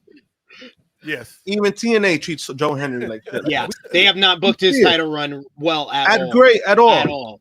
And then like now, even like what makes it more like funny to me is like the logistics of it is that they're trying to have this whole thing of like, oh, Joe Hendry injured his shoulder. He has a torn rotator cuff. Now you just had this match over WrestleMania. So now what do you do with your storyline? He re-injured it. He re-injured that RKO. That RKO. It was like, oh, it's still. They did the whole storyline of him being cleared to compete for Rebellion. Only to have him come for WrestleMania. I was just like, Jesus Christ. And then again, it's a great moment for him. I just didn't like the fact that he basically got squashed. I want to say squashed, but it was a less than 5-minute match. Mm-hmm. Granted, Randy Orton. Legend killer. You know, all that he's accomplished. I 100% get it. But then he raises his hands and he gives him another RKO. What does that tell you? That was egregious. What does that tell you? That wasn't even necessary. Like, it was just insult to injury. Yeah, and it's like, to me, it's just like, I'm happy for Joe. Personally, I think the guy deserves it. He's been putting in the work. I don't even think he knew that he was gonna get like this over. So I know there's a lot of stuff that's been overwhelming for him on a personal level because I've seen it myself. You know, but it's just one of those things where it's like, TNA, like, guys, stop devaluing your championship. Like, stop doing shit like that you're doing. No matter what. To me, if I'm a new fan. This appearance is actually the best thing that TNA has done for his world title reign. Yes, you know what I'm saying? That's the sad part. That's the sad part. That's the sad part. That's the sad part to me. Is just like, again, these people are trying to defend it of like being more exposed. But I'm like, yo, TNA's been around for 20 years. They should have been exposed already. They should have had more exposure already. Why do you need like that? Just tells you where that company is going to be. They're never going to be a number 2. And it's just, again, it's one of those things where it's like, I'm very mixed about it because I'm happy for the guy himself. It benefits him personally. It doesn't make the company when it's like you just little, not only you get a little bro, but then it's like, imagine if I'm a fan and I'm like, damn, this is your world champion loses in 5 minutes. Why should I be invested into your product if this is how you're treating your champion? It's all gonna pay off, Sid and Josh, when we get the surprise announcement of the TNA pack for WWE 2K25, man, where you could play Joe Hendry, where you could play Ash by Elegance, where you could play Tessa Blanchard, and you could play Moose. TNA's playing the long game here, brother. He said Tessa Blanchard. Oh. Like, why won't they let me put Tessa in a match with Bianca? Like, why is it blocking me from that? That means she ain't gonna face a lot of NXT. That means she ain't gonna face a lot of the NXT women. That's for sure. No, why does Tessa's character in the universe mode always want to say words with the letter N in it? Like, what is going on? They don't let her cut no promos in this game. Josh P in the chat says should have been Rusev. I disagree. I disagree with that. I disagree. Power Driver Finisher and Power Driver Finisher answered. He's like, I agree. He should have squashed Rusev. And then Josh said no. It would have been a solid 10-minute match. No, it wouldn't. It would just be the same match. That's why Joe Hendry is the choice. Yes. Yeah. Somebody had to be led to slaughter. Yeah, it wasn't gonna be. If it wasn't KO, unfortunately, that happened. That was gonna be a matchup. But anything after that, a challenge, you're not gonna overly invest in it because it's open. Not only is it open challenge, but I think the scenario was that Orton was gonna win. So you plug in somebody that was gonna take the L. That's what happened with Rey Fenix. Rey Fenix lost the way he did because that's how probably most likely Rey Mysterio was gonna lose that match on night 1. Mm-hmm. So the whole Rusev thing, I know people were bringing that up, and I was just like, it wasn't ideal for me. If you want to present Rusev as like a big return, that's not the spot to do it because you're gonna have him dead in the water the moment he loses. It's like there's gonna be no point. Like your investment is done. Like it's over. Yeah.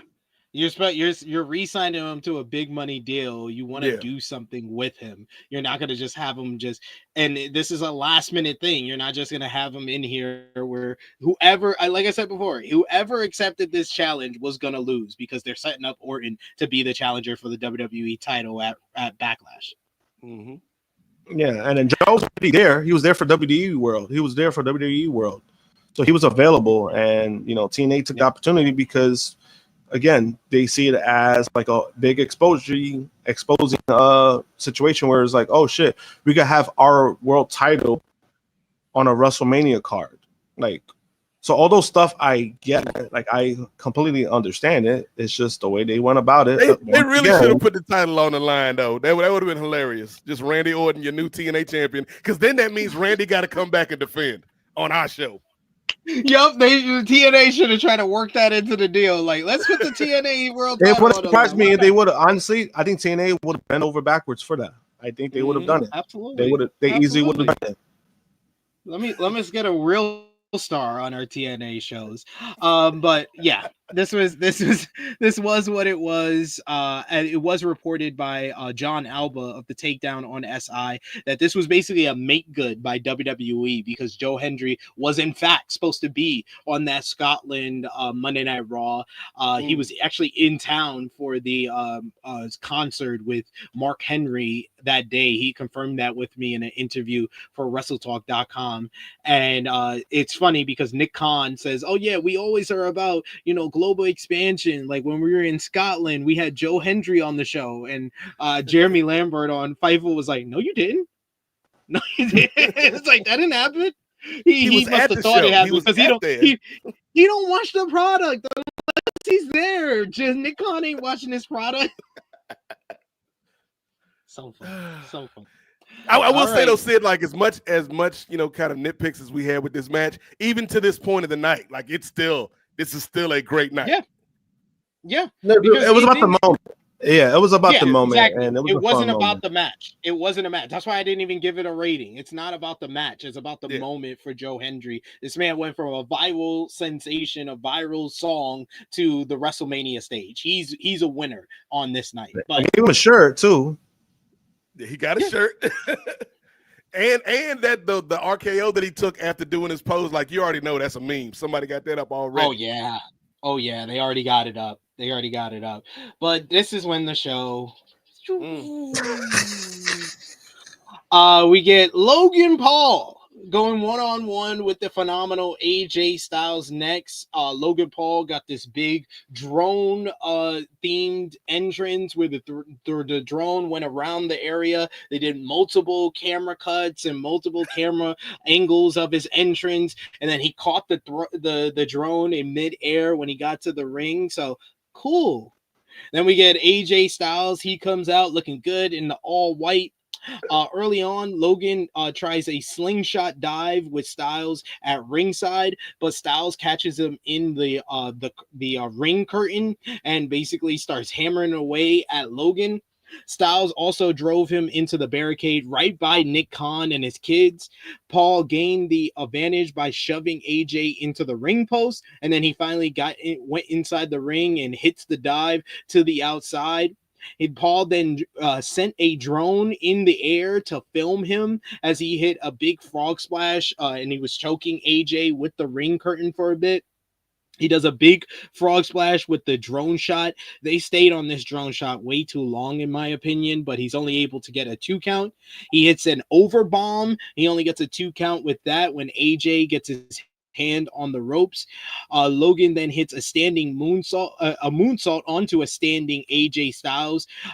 We get Styles was pissed, and then he says motherfucker, which gets blanked out, and then he hits Logan with a clothesline and then some strikes, a fireman's carry into the neck breaker, the Ushigoroshi, and then a sliding forearm, and then a brain buster for a 2 count. Cole called that a suplex. Cole was getting so many moves wrong, you would think he's never watched professional wrestling before.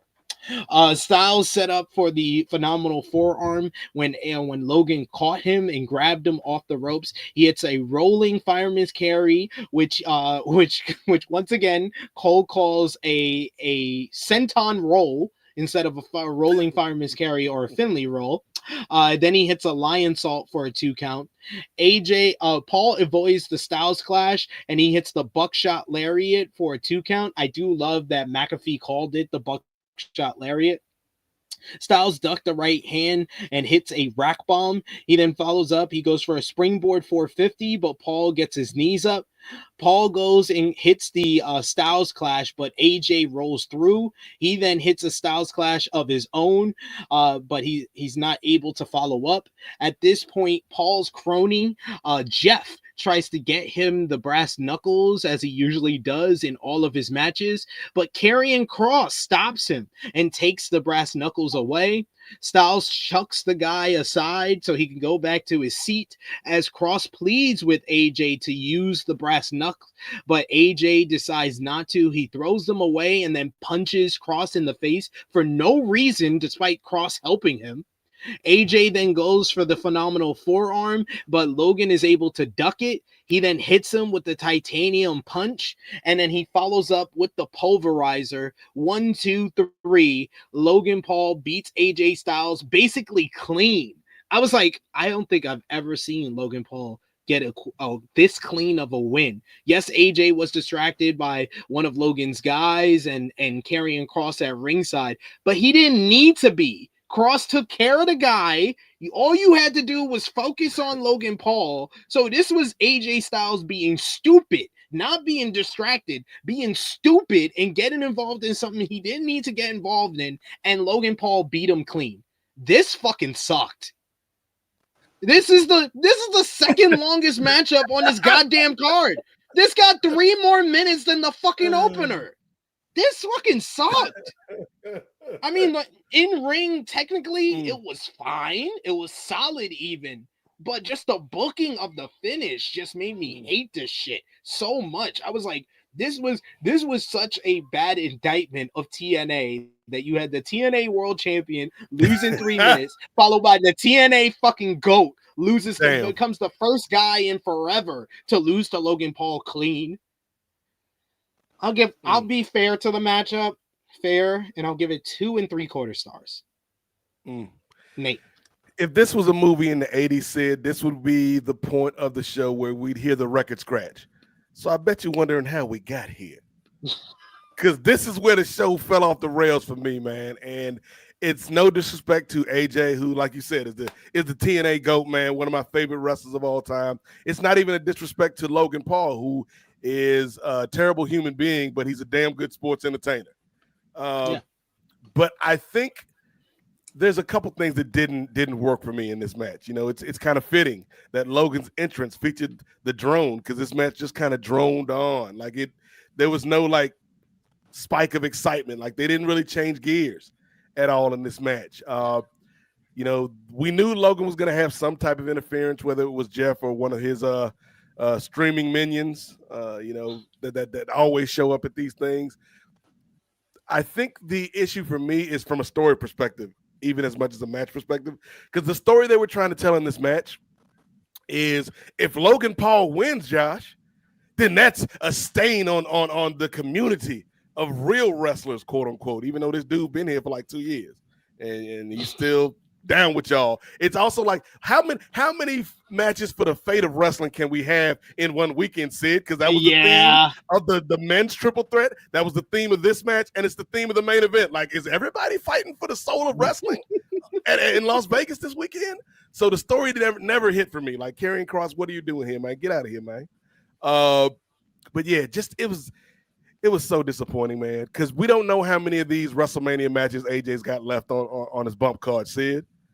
And for this to be one of them, it's just disappointing, man. Like, I was underwhelmed by it. I know both of these guys have a better, like, I'm not even saying change up the dance partners.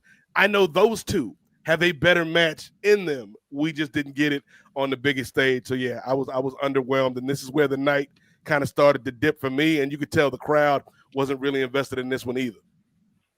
Yeah, like the crowd. It was I said the potential of this matchup. I even said it to you, Josh, when we did the Flagship podcast. I was like, the potential of this matchup is heatless banger. It was just a heatless match. It wasn't even a heatless banger. It was a heatless match. Yeah. Josh, what did you think about Logan and AJ?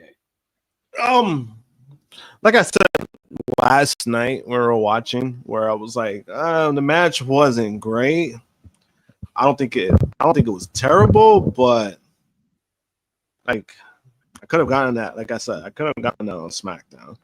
A lot of the drunk stuff that basically kind of like helped the match, I guess, watching, because I was like, at least they're doing something. They're trying to make it unique. They're trying to, you know, whatever the case may be. Yeah, but besides that, I mean, the Logan Paul stuff, I think we know like how good he is in the ring. We know like he has skill. I just think he lacks. There's something that he lacks, like psychology, like like the psyche of being a wrestler. I think he lacks that heavily. The best person I could think of, at least for me, is like a Sammy Guevara, where it's like we know how great he is. He has skill, he has talent, but he's missing that portion that's gonna bring him to the top. Now, granted, Logan Paul is not a quote unquote wrestler. It's not what he does outside of when he talks shit and then plays victim, right? Or that we know that he does. So it's one of those things where I think if he was to take it seriously and he was to have like a full blown like a period where he's training at the performance center or even longer than that, maybe we might see more of that. But I tend to see that with Logan Paul is like we know the guy has skill, we know those stuff. He has like a lot of the basics down. I just think he's missing that other portion that's gonna basically take him seriously, or it's just for me. It's like it doesn't really hit for me at times where I always said it for me when people try to use the argument of like, oh, you just want flippy wrestlers. You could do flips. Anybody could do 100 flips. It don't matter. If it's not clicking in the ring, none of that shit matters, in my opinion. So in regards to that, but the match stuff, I mean, I think it's one of those things too where AJ Styles, I think it sucks because I think AJ is one of the greatest of all time, and we're just seeing a career winding down at this point. Yeah. He's already up there in age. We're not gonna. I think maybe the best days we've seen of AJ was probably last year when he had those matches with Cody Rhodes. That might have peaked, and he's probably he's probably gonna be like old man Logan, where he's probably just gonna wait until it's retirement. Because we're not going to see anything significant from AJ Styles. I don't think we're getting no more title wins. We're definitely not getting no world title wins from him anymore. No. It's just one of those things where, Father Time catches up with everybody. And, he has a few years left from what I understand his deal. Some people were talking about like AEW. No, I don't want to see him in AEW. I think that ship sailed a long time ago. And I think he probably knows that himself. He should have went back in 2019 when he signed like a 5-year deal. Mm-hmm. He should have went then. Yeah, and I get he was skeptical because the company didn't start yet, so they didn't know where it was going to go. But I think he's at a point in his career where he's content. He's done it all. He doesn't really need to prove it to anybody. He sure as hell doesn't need to prove anything to me because I think he's still one of the greatest of all time. It's just that we're at a point with his career that is like we just have to accept what we're seeing from him, and his best days are behind him. Sadly, it's true. It's true, and it pisses me off that they didn't do more when he had a career rejuvenation last year. He had the great 3 months where he had those great matches with Cody. He had a great match with Marufuji in N.W.A, and then they sat him on the bench for 3 months, and then he came back and got injured, and that's it. That feels like it was it. And then again, I also want to point out this match was like 80% Logan Paul. It was not AJ Styles showing off his great offensive move. He had some comebacks in the matchup where he was able to show his offensive, repertoire here. But goddamn, did they just let Logan Paul take like 75, 80% of this goddamn matchup? Yeah, and Logan Paul has no type of psychology in his matches. Nope. It's just video game moves. That's what it is with him, and It's just kind of funny too, because I've noticed this with WWE guys, right? They give Logan Paul all the praise, but yeah, they're the same ones who will shit on somebody like an AEW who does basically the same thing. So it's like, it's no different with Logan Paul. He's just one of those guys. Again, he has skill in the ring, and he could do more than the average person, but I don't think he's a great overall wrestler. I think Logan's strengths lie when you put him in multi-man matches. Like we saw that at Elimination Chamber. We've seen that in the past. Like I think when he's in there with multiple guys and he can just kind of come in with his spots and then dip out for a little bit and then come back with his spots. I think that's the best utilization of Logan. But to have him go, how long did this match go, Sid? Felt too damn long.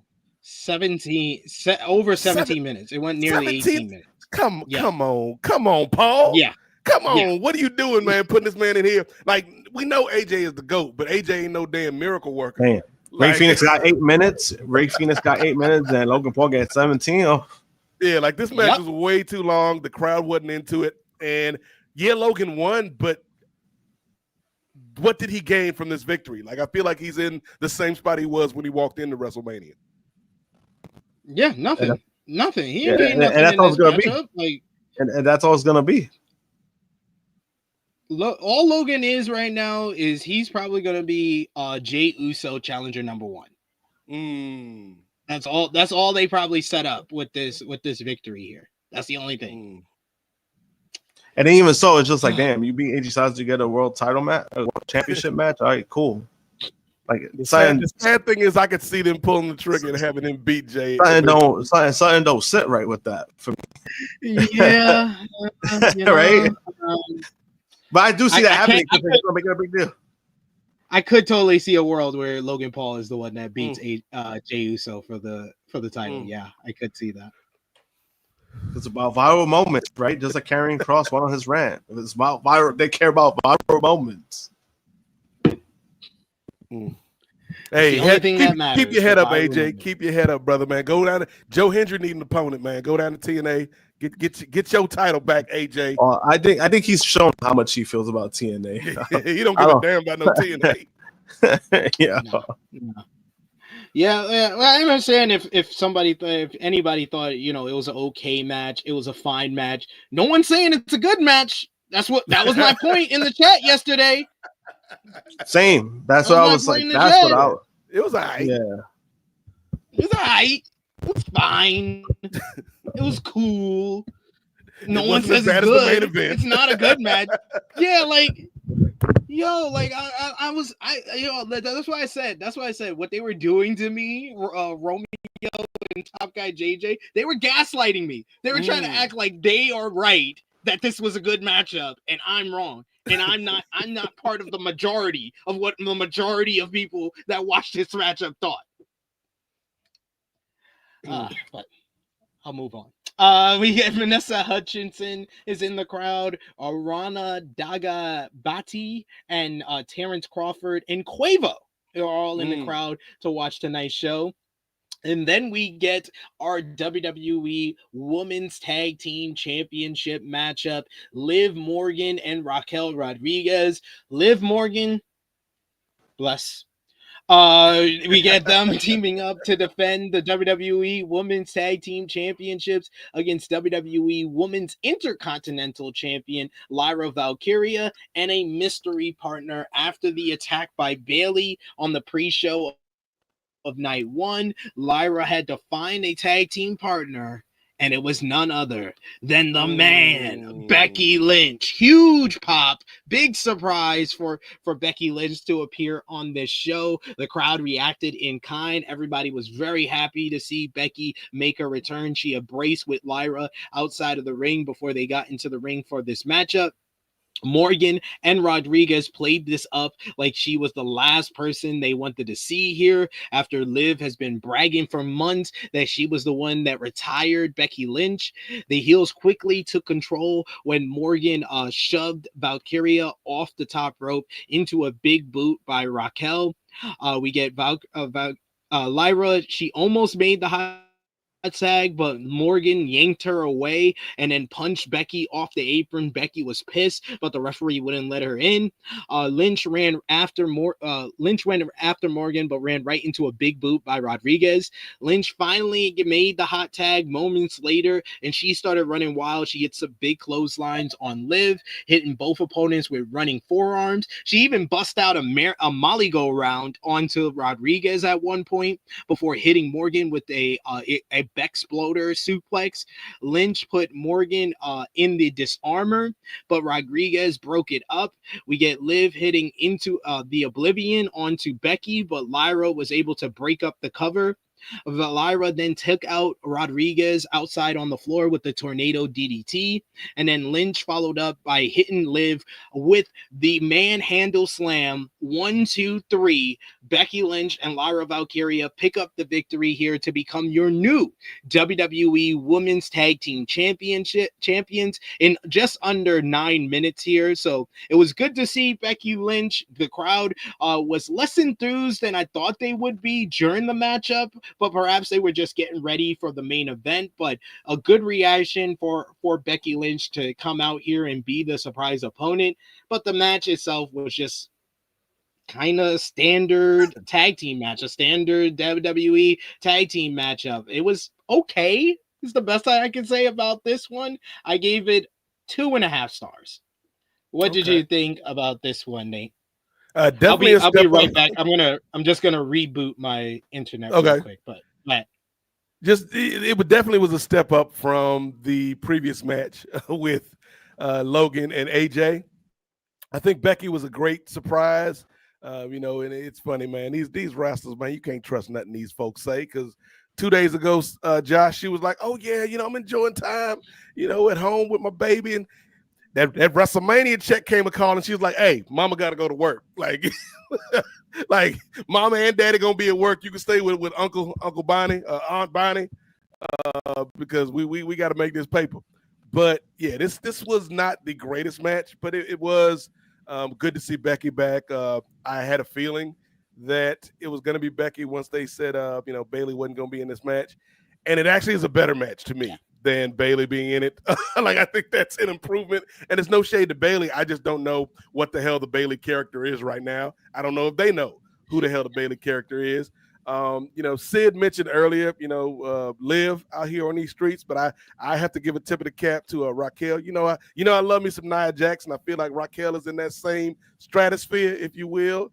Even if we didn't vote for the same person, because I know Raquel voted for that orange man. Love is nonpartisan, girl. That's all I'm trying to say, ladies and gentlemen, on this Monday afternoon. I think there's much like with AJ and Logan, I feel like these four have a better match in them. And, maybe it's just because Becky was kind of a last-minute deal or whatever, but it just didn't click the way I think that these four can click in a match. But I'm glad we got Becky back. I'm glad we got the title switch. We got 2 belts, Lyra, on these streets now. And she's starting to kind of come into her own. The crowd was into her. So, yeah, I'm excited for this and to see where this goes, man. It's good to have Becky back. That is true. That is true. Josh, what did you think about the tag team title match? The match itself was there for me. I think it was more just Becky returning. I think that was more of the focus. Rightfully so. I know a lot of Liv fans are upset that she lost the title. She lost the tag title on the expense of Becky coming back.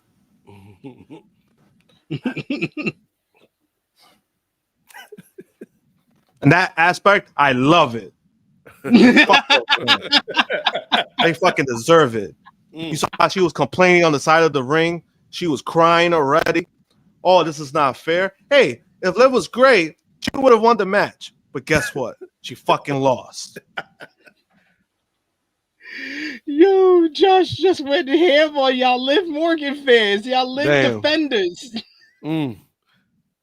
This is not fair to her. Shut up. She's a loser. She's always gonna be a loser.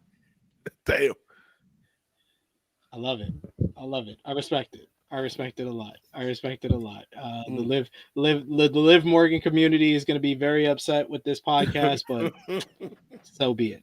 Oh, I'm waiting for it. I'm always ready for the smoke.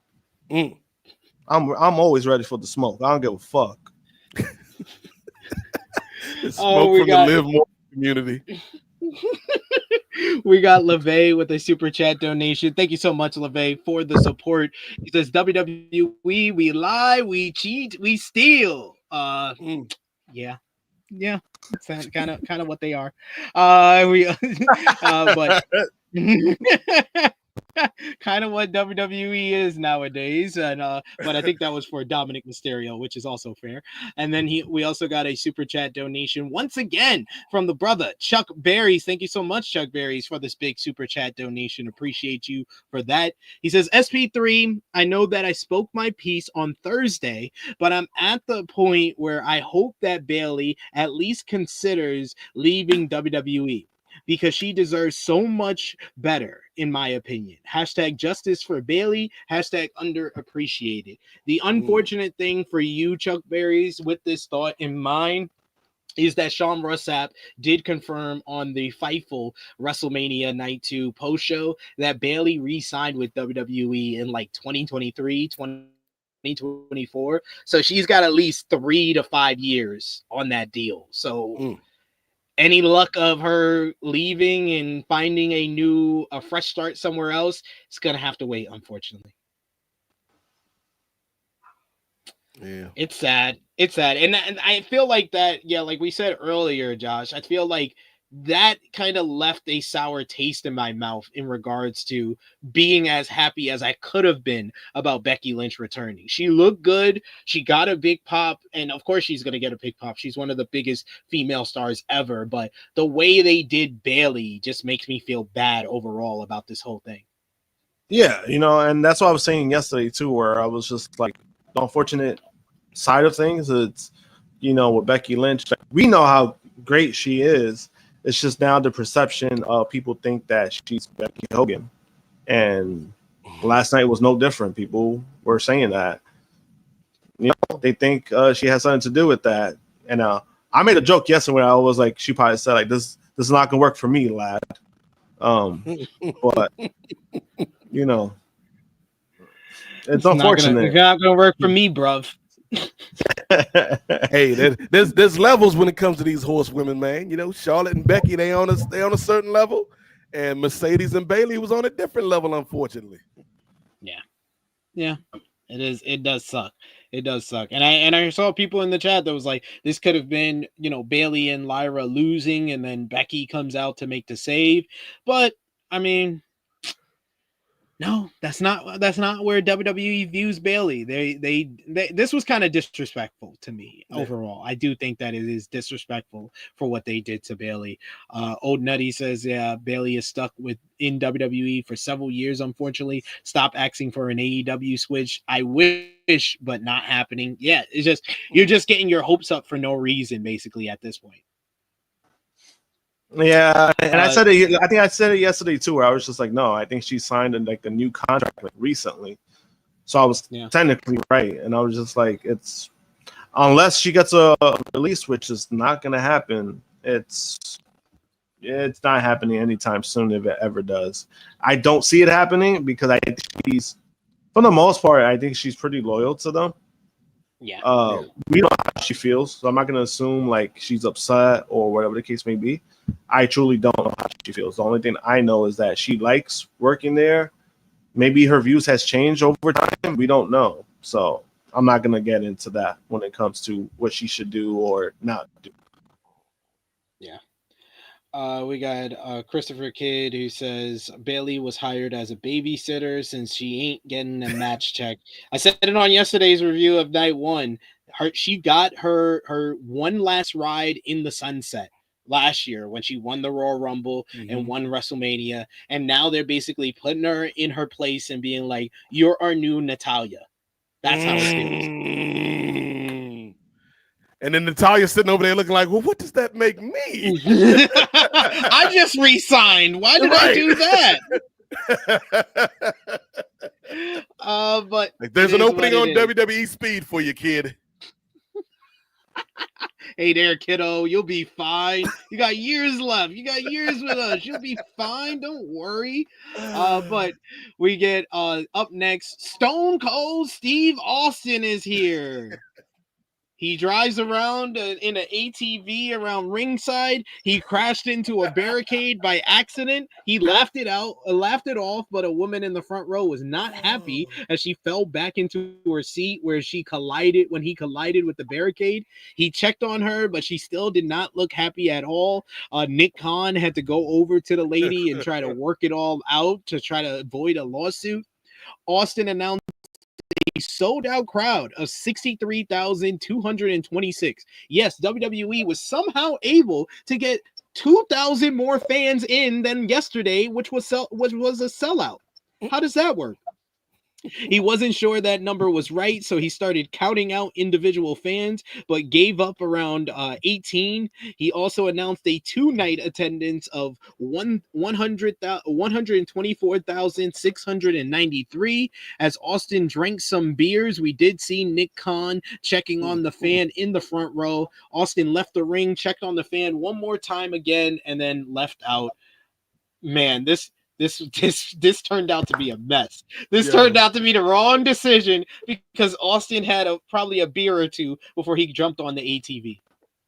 Yo, here's the thing, ladies and gentlemen. I want everybody to be clear about this as I'm saying this on Tru Heel Heat this Monday afternoon following WrestleMania. Drunk driving is never funny. Except in this instance. Let me repeat myself. Drunk driving is never funny. You can hurt yourself. You can hurt other people. It's not funny. But this was hilarious, Sid, because you knew that man was back in the back having 3, 4, 5. He probably had 18 Steve Weisers. That's why he stopped on number 18. Because when he came around and he hit the barricade, at first I was like, was that planned? But then, like, you had the moment where he tried to back it up, but it was, like, stuck. I'm like, oh, no. That brother's out here swerving on these streets, man. He got that LiAngelo ball in him right now, ladies and gentlemen. Oh man! And so like, I seen a lot of people last night like, oh, that lady's faking it. Look, lady, get your paper.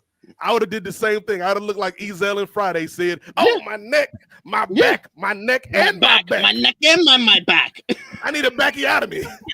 Give me $1 million, Nick Khan, but I'll settle for WrestleMania tickets next year and a pack of 40s. Yeah, absolutely. She definitely. I mean, yeah, she definitely faking it, but like I thought. I don't know if you've ever heard Chris or Sid the story Chris the Professor tells about his time going to AEW, and he had to use a mobility scooter at the time, and those fools were doing an Anarchy in the Arena match and actually used his mobility scooter, and like they had to make it up to him. But I was like, this is even worse than that because it's like Stone Cold just drove straight into the damn barricade where this lady was sitting. Whether she's faking it or not, like that's a jarring incident. And then you could tell, man, when Steve was walking back up the ramp after the segment, I was just like everything going through his mind. Like, oh, Nick Khan probably gonna take this out of my Mania paycheck. Oh, hell no. But it was a fun, the other thing about this segment, it signaled to me that Stone Cold was not going to be a part of the main event, and I was like, "Oh, that's not good." Yeah, I was like, "Oh, that's disappointing." Does that mean that The Rock is not going to be a part of the main event segment too? Oh no! Yeah. Any thoughts on Austin's joyride here, Josh? I mean, like I said, I think that she's definitely faking it. If you watch the video, that was a delay of her falling. She probably just realized, "Oh shit, wait," and then she just fell. If they're gonna compensate her, I don't think it's gonna. I know people are saying lawsuit. They're gonna compensate her. They're not gonna take it that far, because obviously if you do lawsuit, you're losing more in the lawsuit. So they're gonna try to find, even if you give them tickets or like even lifetime worth of tickets, that's probably still less than what you would have been paying in the lawsuit. So regardless, if it goes well for her, she could be like green shirt guy going forward. Austin was like top rope when I drive. Yo, like that wasn't the first. That wasn't like even the first time he crashed that. He crashed it before he got to the. That's why it took forever. Yeah. Like when the music kept playing, he missed the rap completely. The point they had to like guide him out, and they had to like help him with the thing to take it out, Yep. just for him to get back on the ramp. And then backstage said the worst part about it, Jimmy Uso's back there like, oh, it's cool when he do it. When he do it, it's all right. Okay, I see you, Paul. It's like these double standards out here, but hey, we'll see what happens there. But then it was time for the main event. The main event graphic came up. The crowd popped big. You could tell they were here for this matchup. John Cena's usual music hit, but the screen and the ramp all went black. We have simple text for John Cena's video wall and entrance and ramp wall. He just has white font that says John Cena. Gone are the pomp and circumstance of all the past John Cena entrances. You remember the Slim Shady one from WrestleMania 25, the car one from WrestleMania 23, or the Chicago old time one from WrestleMania 22. No more of that. WrestleMania 39, he had all the Make-A-Wish kids. No more of that. It is heel John Cena. So he comes down slow, no running to the ring. His t-shirt, shoes, and accessories are all black as well. His actual logo is colorful, but that's the only thing. He just comes out, he sternly looks at the fans in disdain, telling the story right off the bat that this is a different John Cena. Meanwhile, the juxtaposition is Cody Rhodes, who has dirt bike riders driving all over during his entrance. He gets the Cody Vader. He has a skull mask where the roof of it mechanically lifts up to reveal his face. They cut to another sponsor mascot, which is for drumstick or something like that. Cody greets his family, kisses his daughter and his wife. He kisses his mother before getting into the ring. We get the big fight feel right from the start of this one. They stalled for a bit with Cena trying to dictate the flow of things. He kept going out of the ring until Cody was able to get the upper hand each time they go at it. Rhodes hit a suicide dive to the outside, but when they hit the ring, Cena catches him with the punch. He starts stomping away at Rhodes as a lot of fans were giving him loud cheers. There was a portion of the audience definitely here to boo Rhodes, but it's not the majority. Cena's getting the superstar reaction of a loud cheers and loud boos throughout this one. Heel Cena is stomping on a down opponent, which this looked like a weird visual in my opinion, until Cody is able to try to come back. Cena hits a clothesline and made the match's first cover for a 1 count. He hits a sidewalk slam and then hits consecutive double axe handles off the second rope. Cena went for another one, but Cody caught him with a super kick. Cody fires up as Cena pokes him in the eye. Cena then busts out a tornado DDT, which is as good as a 450 splash for Cena with this offense that he was showing in this matchup. He only gets a 2 count there. He then hits consecutive shoulder blocks, but not the usual, hurry up and hit these shoulder blocks. He hits one and then he looks at the crowd. He has the crowd in the palm of his hand with the people loudly cheering and booing. It's a more deliberate pace by Cena throughout this matchup. He hits another shoulder block. He then gears up and he goes for the 5-knuckle shuffle, but Cody is able to punch him and reverse things and gain control again. Cody catches him with the power slam and then the disaster kick. Loud boos for Cody at this point. He then catches Cena with the Cody cutter for a 2 count. They traded counters until Cena is finally able to hit an AA for a near fall. Cena chuckles as he's like, oh, okay, I see you got a little bit more in the tank. He then finally does hit the 5-knuckle shuffle. Rhodes applies a cradle, though, right after that and gets a 2 count. Cena fights with him on the top rope. He goes to the middle rope and he goes for a super AA. He hits the super AA, but he's only able to get a 2 count. Cena tries for a diving leg drop off the top rope, but Cody's able to reverse that into a big power bomb, catching Cena in midair for a nice near fall. We get Cody came off the top rope for a super Cody cutter, but he's only able to get a 2. Cena hits a third AA and then applies the STF. Rhodes struggles. He's close to the rope, but Cena pulls him back to the middle of the ring, and Rhodes is able to fight his way and kicks away Cena to get free. Cena knocks down the referee with a referee bump. And at this point, I think that's when the crowd was really into this, because they were like, oh, finally, we're going to see some stuff. Some stuff's going to happen. Rhodes fights away Cena. He hits the crossroads with the referee dead and not getting up. No Charles Robinson running down the large ramp. Cena, though, he uses the referee bump and he exposes the turnbuckle with Cody trying to revive the referee. He sends him into the exposed turnbuckle, and then he hits a 4th AA, and Cody's able to kick out at 2.99 as Cole says, "What a match!" No, it's not. We get then we hear the music of Travis Scott as Cena smiles because he knows he now has some backup, as the Grammy award-winning rapper takes his sweet old time, and we have to hear fiend, fiend, fiend, fiend, fiend, fiend, fiend, fiend, fiend, fiend. We heard the whole track.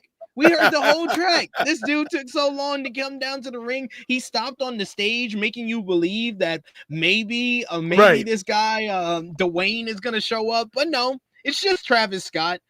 Cena poses with him. He embraces him. They tried to double team Cody, but Cody reversed things. He's able to chase Scott off the apron. He hits another crossroads, and he has the cover for 1, 2, but Travis Scott pulls the referee from the ring as he almost got the 3. Rhodes challenges Travis Scott to get into the ring so he can fight him, which Travis Scott actually obliges. He leaps over the top rope. He faces off with Cody.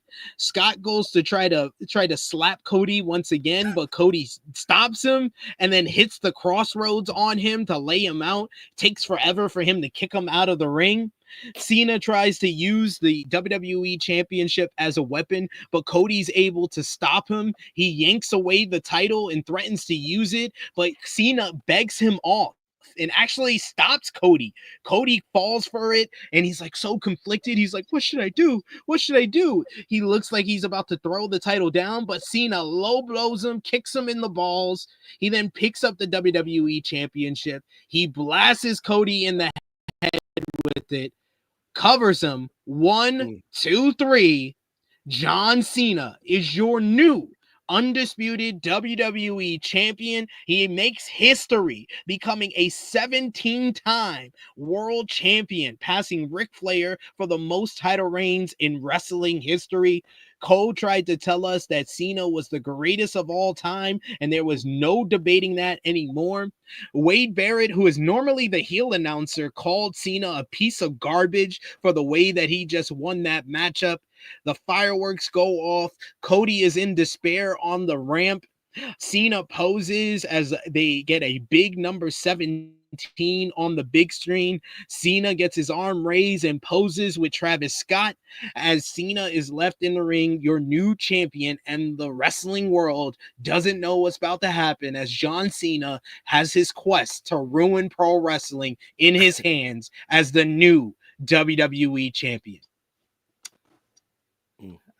I said this about Logan Paul and AJ Styles, so I'll keep it real. This match sucked. 2 stars. That's the best I can do. 2 stars. I think I'm being generous. 2 stars. This was just so plodding, so slow. And then when we get to the referee bump and the Travis Scott run-in, it just felt really overbooked.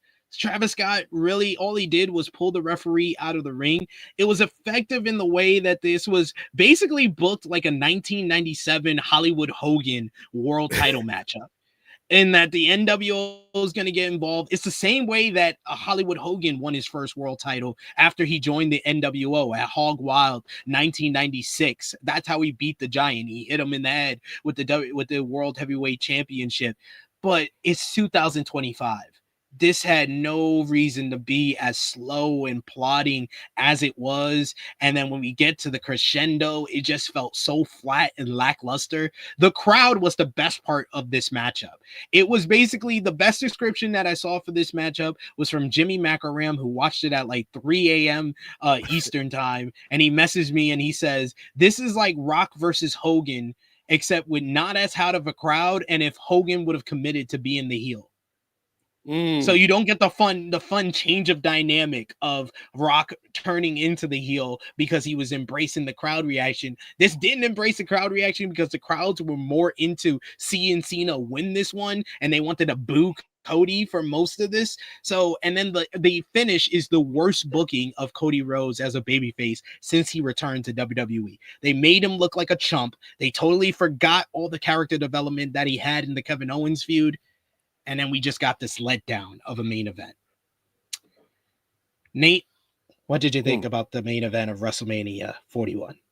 So let's go back to the entrances, because at this point, we've had the entire show, and outside of Logan Paul and AJ, I'm like, okay, if they seal the deal with the main event, this is still an all-time night of WrestleMania, if this main event delivers.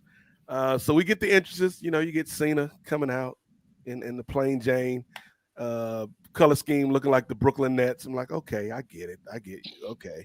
And then Cody comes out with the Evel Knievel bike riding dudes. I'm like, okay, that's real cute, Cody. Like, I like the fit, Devontae, but you're going to lose. Like, so you might as well look good coming out here to lose. Then we get to the match itself, and the match itself is just like, it's just there. You know, you joked on Cole saying, what a match. Like, it was. I just put a different inflection on that statement, said like, what a match. Like, that's what it was. It was just a match, and it's so disappointing because we know Cody Rhodes, man. Cody Rhodes ain't never been like the best bell-to-bell wrestler, but he is, and I've said this for years, Sid, one of the best storytellers in ring that can pull you into a match. And I feel like the crowd was never really pulled into the match. The most enjoyable moment of the match for me was Pat McAfee. Like, oh, Cena's getting into his 5 moves of doom, Cole, and he only got through like 1.5 of them because he couldn't remember the other 2.5 moves or 3.5 moves. But I think this was like Cena was supposed to win. That was my prediction from the start. You don't go through the trouble of doing a heel turn and then having him lose. The problem was not that Cena won. The problem was with the execution. You know, and like my thing is, if you're going to have Travis Scott, then you have to have The Rock. To me, they're a package deal. Because Travis Scott by himself, that's just like you or me or Josh rolling up to ringside. Like, what is we like? You might as well have Jeff come back from the Logan Paul match. I would have done more than Travis Scott. Fuck that. You probably would, but you ain't got no Grammys though, Josh. So it's like 6 in one hand, half dozen in the other, man.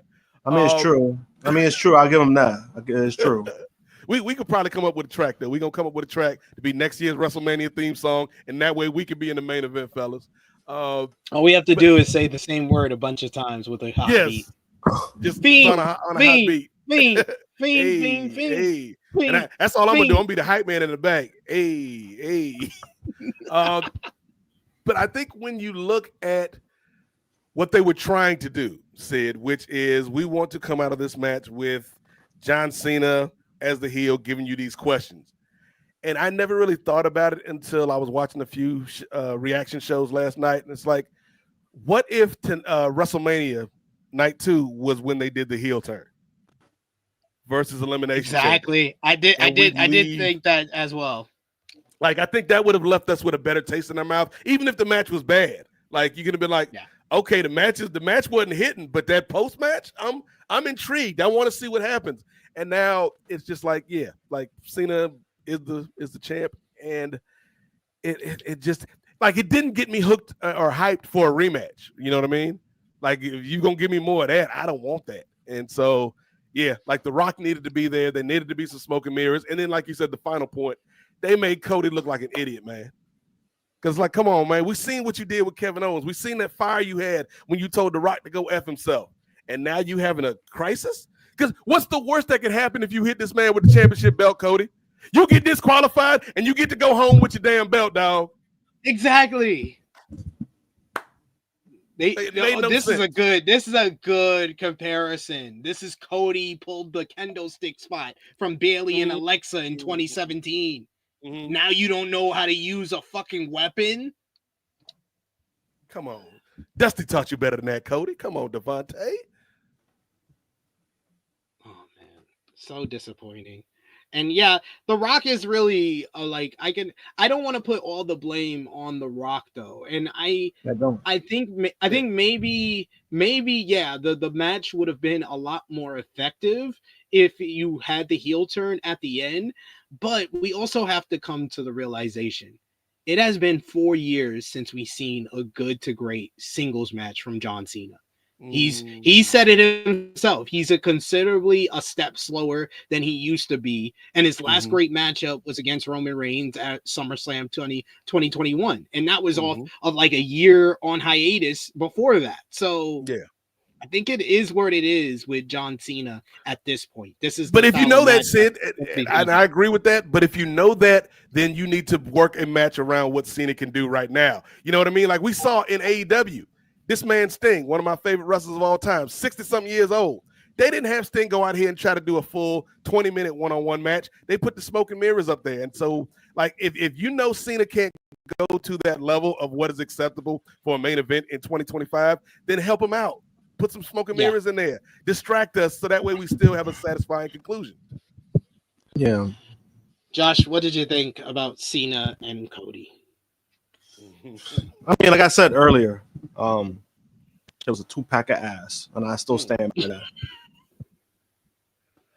The match itself was just bad. Like it was not a good match.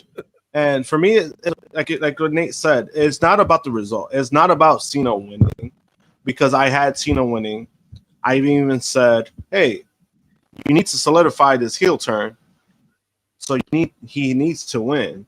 But then also because, you had to stand tall multiple times during like their face-to-face or the promo stuff that they were doing. Imagine Cena loses. I think that would have been worse if he would have lost, because it would have been like, what the fuck did we just do with this? Like, you know what I mean? So I think he would solidify number 17, but then also the amount of merch they're going to make of John Cena winning number 17. How do I know? Because I'm going to mark myself, and I end up buying a shirt too. So, but it's just you see me, I'm definitely getting a John Cena 17 time shirt. You part of the problem, Sid. You part of the problem, man. Yeah. So, so then, like, it was just like the match itself, man. Like the problems I had with it, and I know like Top Guy was trying to like defend it, and I'm just like, bro, I'm not having that. Like, please don't try to defend garbage, because like, again, we were getting like a 1980s style match, right? Mm. This is what I said about that, right? Where I was like, that was fine in the 1980s.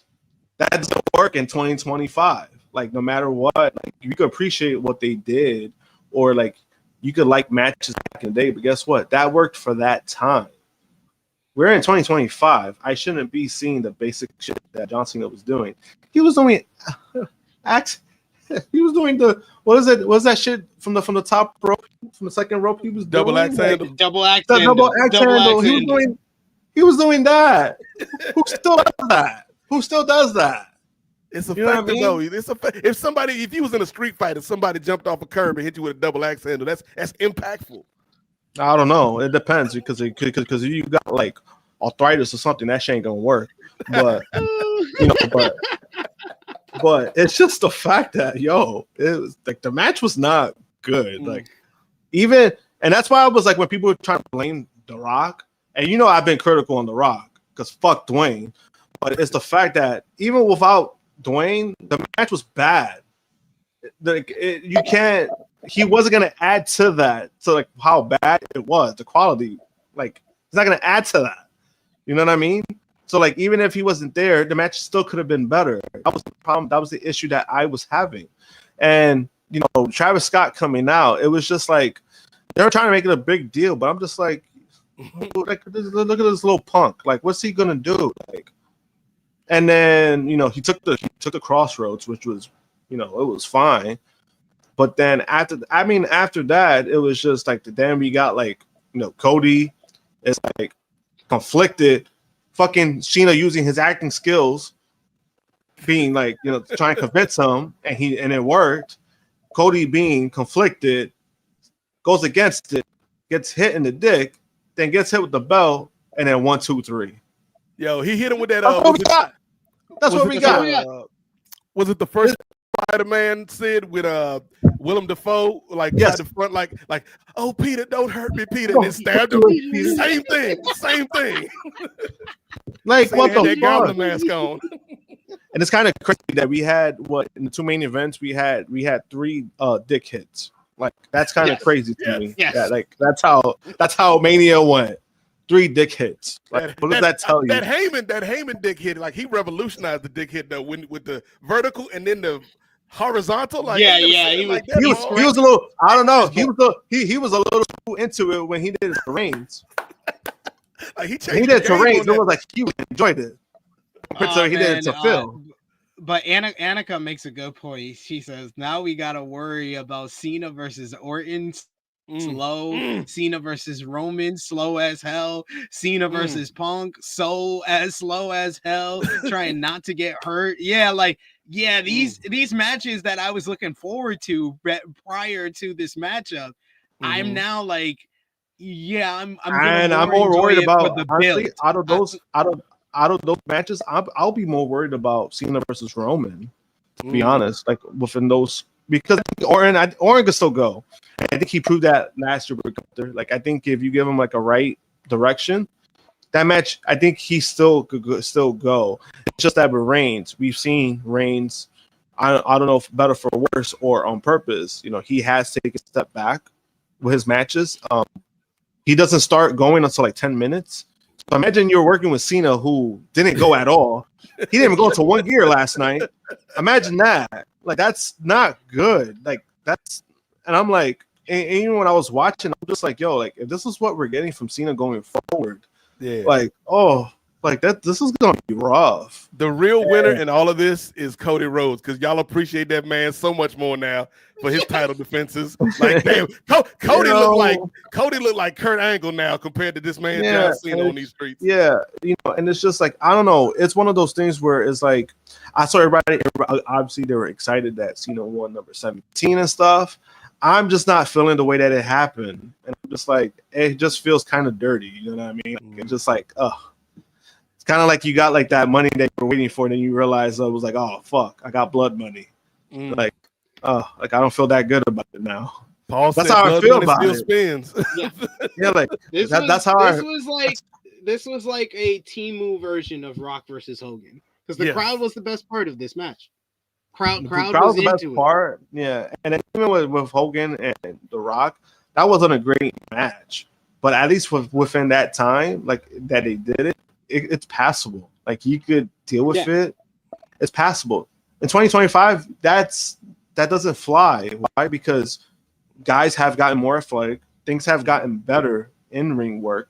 You know, there's more. You know, it's at more advanced than it's ever been when it comes to like ring work and stuff like that. Yesterday, I was just like, I'm like, bro, this is not the time to do a match like this. You know, and that's why when Top Guy was trying to defend it of like, oh, you know, he said he wasn't gonna give us nothing. This is him not giving us nothing. And I'm just like, bro, you're doing it in front of 60,000 people. You don't tell me like this is done on purpose. And if this is done by design, then that's a shitty job by WWE. Like, I'm not gonna I don't want to hear that. Like, I just don't want to defend that to that aspect. People have been using that excuse. And I'm just like, no, don't fucking tell me you had these fucking you had these butt scratching fans in the crowd paying $300 to watch that. Don't tell me, don't try to convince me that was done by design. It should have been a street fight. It should have been like, even if The Rock could not be there, it should have been a final boss rules match. Where like that way you can do some more tricks and take some more shortcuts.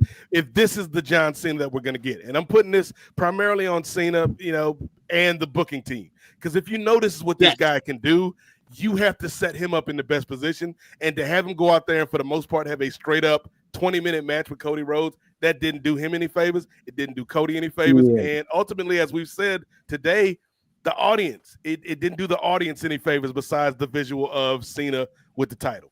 Yeah, and to your point when you bring up Sting, the difference is like, and I don't know how Cena is right now, so I don't want to say like, oh yeah, that he's being stubborn, he's being this. He's very acceptive of what he can do. Mm-hmm. So the reason why they were treating Sting the way because he even said it himself, like he was telling TK, hey, put me in tag matches because I can't go one-on-one. Like he was very open about it. He was very acceptive about it. And we got what we got from Sting, and we got a lot of great matches from Sting. From what we got from acting matches, there was a lot of that they did that he did way more than we expected. And I think part of that too has to do with self-awareness. John Cena has to be self-aware of what he's doing. He did admit like, yeah, I'm a step slower, but then it's just like, bro, like if you just can't go, you probably should have told somebody, I don't think it's a good idea to have me in a one-on-one match. I don't think I should be the WWE champion in this last run. Let me just go out and have some fun matches on my farewell tour. Even though you want to tell this grand story, yeah, there's a lot of missteps here. Like I think that he probably should have turned heel here at WrestleMania. I think that would have been more effective as well. That would have helped his matchup if it was more of a babyface versus babyface matchup until Cena makes the choice to turn heel. The Rock missing is a big note of everything. But I think that if people are putting too much blame on The Rock, you're not putting enough blame on Triple H, because a lot of this stuff is avoidable. Don't give these guys 25 minutes. Give them like somewhere between 15-18 minutes. Yes, that will feel like lesser than after you just did like a 30+ minute main event the night prior, but that's probably the sweet spot for these two guys. This was not just over 25 minutes was this matchup. That's way too long for these two. Yeah. Like, imagine how effective it would have been, Sid, if instead of Cody looking stupid, holding that belt at the end of the match, we had a moment in the match where both of these guys came into the match as baby faces. Cena has the belt, has an opportunity, and he's looking at it. Cody's looking at him because he's turned around, and Cena's like, nah, dog, I don't want to do it that way. Throws the belt down, and Cody's like, all right, let's finish this. And then Cena gives him a dick kick. That's way more impactful than, what we got last night. Yes, and hit him with the title, and then hit the 5th AA. Yes, because after everything that Cody went through with the Avengers Endgame that we got at last year's WrestleMania, it felt so deflating for him to lose on one belt shot. Yeah. What can you do? And this is a guy that had a torn pec. He had a torn pec, and he wrestled with a torn pec.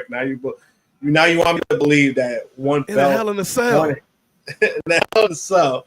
Now you want me to believe that it took one belt shot to lose a match. Yeah. And Josh, after yesterday with Top Guy JJ and Romeo's response, I was gonna come into this review and be like, maybe I was wrong. Maybe the show didn't fall off a cliff. But after reviewing this show, no, I think we can all agree it did fall off a cliff. Yeah, and I think I gave it a high rating last night more than I should have. But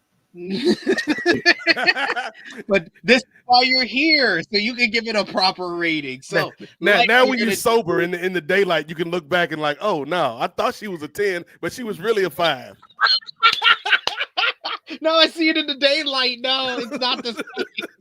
But yes, in the chat, let us know your match of the night, your MVP, your LVP, whether you gave this show a thumbs up, thumbs down, thumbs in the middle, and out of 10, what did you give last night's show? For me, Nate and Josh, for WWE WrestleMania 41, Sunday, night 2, in 3, 2, 1. I'll give it a slight thumbs up. Yeah, we're all thumbs up. We're all thumbs up. Where it's like thumbs up question mark. All just of barely. Us. Josh, out of 10, what did you give this show? After speaking about it, I think I'll probably give it like a solid 7 because it was better than night 1 in my opinion. What'd you give it last night, Josh? I gave it 6. I gave it a 6, so I think 7 is fair because I thought it was better because of the 3 first 3 matches, and then we had the Orton and Joe Hendry match, which was more of a moment. You know, they had more moments last night for sure too. Becky returning, Joe Hendry showing up. You know, the first 3 matches I thought delivered more than delivered. So I thought last night was better, but I think overall, I think it was a 7. Last night I had it at an 8 because I was just like, oh, you know, it's better. I enjoyed it, but then I'm like, now speaking about it and going through it, I'm just like, yeah, that's probably a 7. I think 7, it's a fair spot. Okay. Nate, what about you? And you can give us your out of 10 for night 1 if you want as well. Yeah, so I feel like night 1 and night 2 were the yin yang show, where the issues with night 1 were addressed on night 2, but then night 2 had some issues that night 1 didn't have, namely a satisfying main event. So I would probably give night 1 5.5, 6, because there was not a whole lot that was really bad on night 1. It was just a lot of boring. And WrestleMania should never be boring. At least be interesting. There were TV matches. At least our new motto here on True Hill Heat is if you can't be exceptional, at least be exceptionally bad. So if you're neither, that's a bigger issue. Yes. So yeah, I'd give it. I'd probably lean towards a 6 because I really did like the 3-way match, and I was happy for Jay, even though that match was kind of underwhelming. In terms of night 2, it's tough, man, because that first 2 hours of the show, I was like, man, I'm gonna go on True Hill Heat tomorrow, man. Talk about how we witnessed one of the greatest nights of WrestleMania ever. And then, much like Stone Cold's ATV, man, we took a little detour and crashed into the barricade. You see, you know, it's kind of crazy. Like when we're talking about this, right? Where it was kind of like the AEW effect, where AEW, like the last 2 pay-per-views, right? Where it was like, holy shit, this is a great all-time show. Yes. And then the main event happened. And then we get the Death Riders. The main event, right? And both times, the last 2 pay-per-views, that's happened, where it was like, this is a fucking great card, great show, main event happens, right? Yeah. And I think, but last night, I felt like it started a little bit earlier than that. It started before the main event. Yeah, it was Logan. Logan started it off. Yeah, and then it got to a point that we were like, all right, if the main event delivers, this is probably like a good 8 or 9 show, and then it just went to shit after that. So yeah. But to Sid's point, the main event was exceptionally bad, so I will give it that. Like, was it the worst WrestleMania match of all time? No, because Giant Gonzalez exists. But it was a bad WrestleMania main event. And a few Hogan matches exist. Yeah. Terry on these streets. Few Roman main events exist too. Yeah. And Cole and Lawler, which is the worst. Cole and Lawler, yes. And that's acceptable because it's like Michael Cole ain't no like he has an excuse. Like John Cena got no damn excuse. I mean, he's busy making movies, man. Come on, what do you want? But he's there. He's there. What do you want, man? I came back and wrestled Austin Theory, man. What do you want? You got your ass in the ring. You better work. I'd agree with Josh though. I give this a 7 because like that the first 2 or 3 matches all hit. Like they either delivered or they over delivered. Particularly thinking about that 4-way where Dom won. So yeah, like I'd give it a 7. The main event and Logan Paul brought it down though.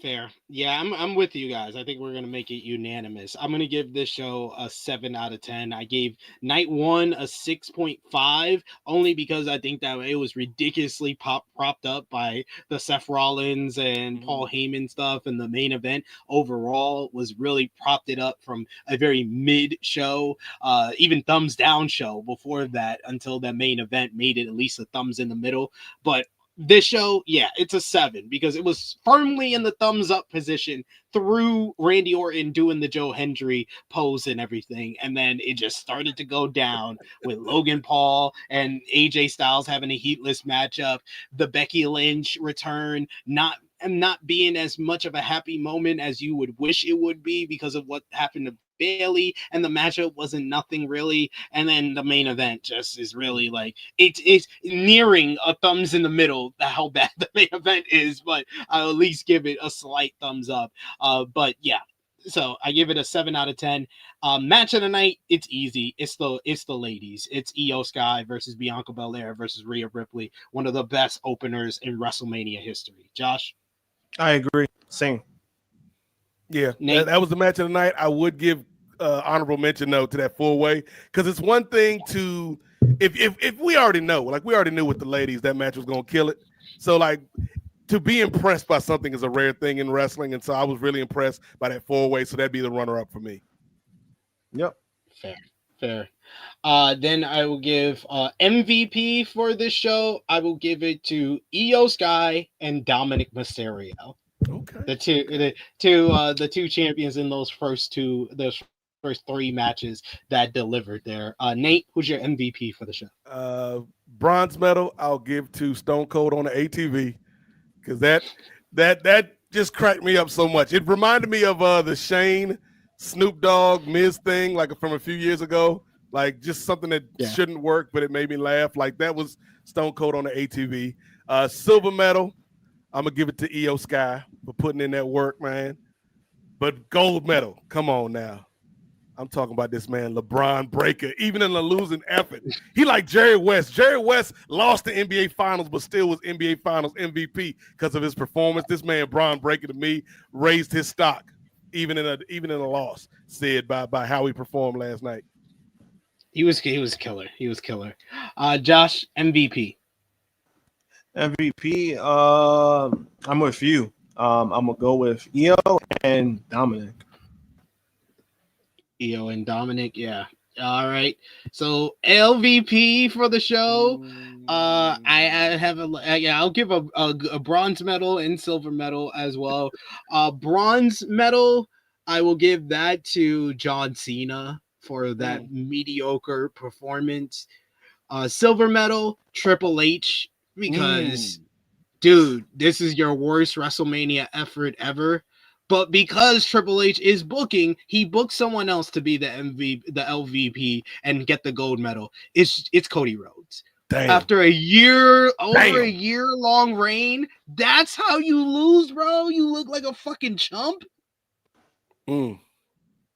So unfortunately, Cody Rhodes is the LVP, and he's good, but he ain't that good to get a good match out of John Cena. Nate Milton, what you got? I understand. I hear your points. I listen and don't judge about your points about that man, Cody Rhodes. But you know, Sid, you know, Josh, as people of color, man, in the workplace, much like Cody, sometimes you got to do what the boss say you got to do, man. I don't write the schedule, but I show up when the boss told me to show up, man, to wrestle this dude that can't wrestle no more, and maybe he never could. That's what I got to do. So I'm gonna let Cody slide on this one for a little bit, but I'd say bronze medal would be Logan Paul. Silver medal would be John Cena. Gold medal is your boy Paul, because Paul, this 2 nights, like we're not just talking about night 2, like Sid just said, man. Overall, both nights, this was an underwhelming WrestleMania. Like, it still got a slight – I'm getting choked up just thinking about how much time I invested these past 2 days, Sid.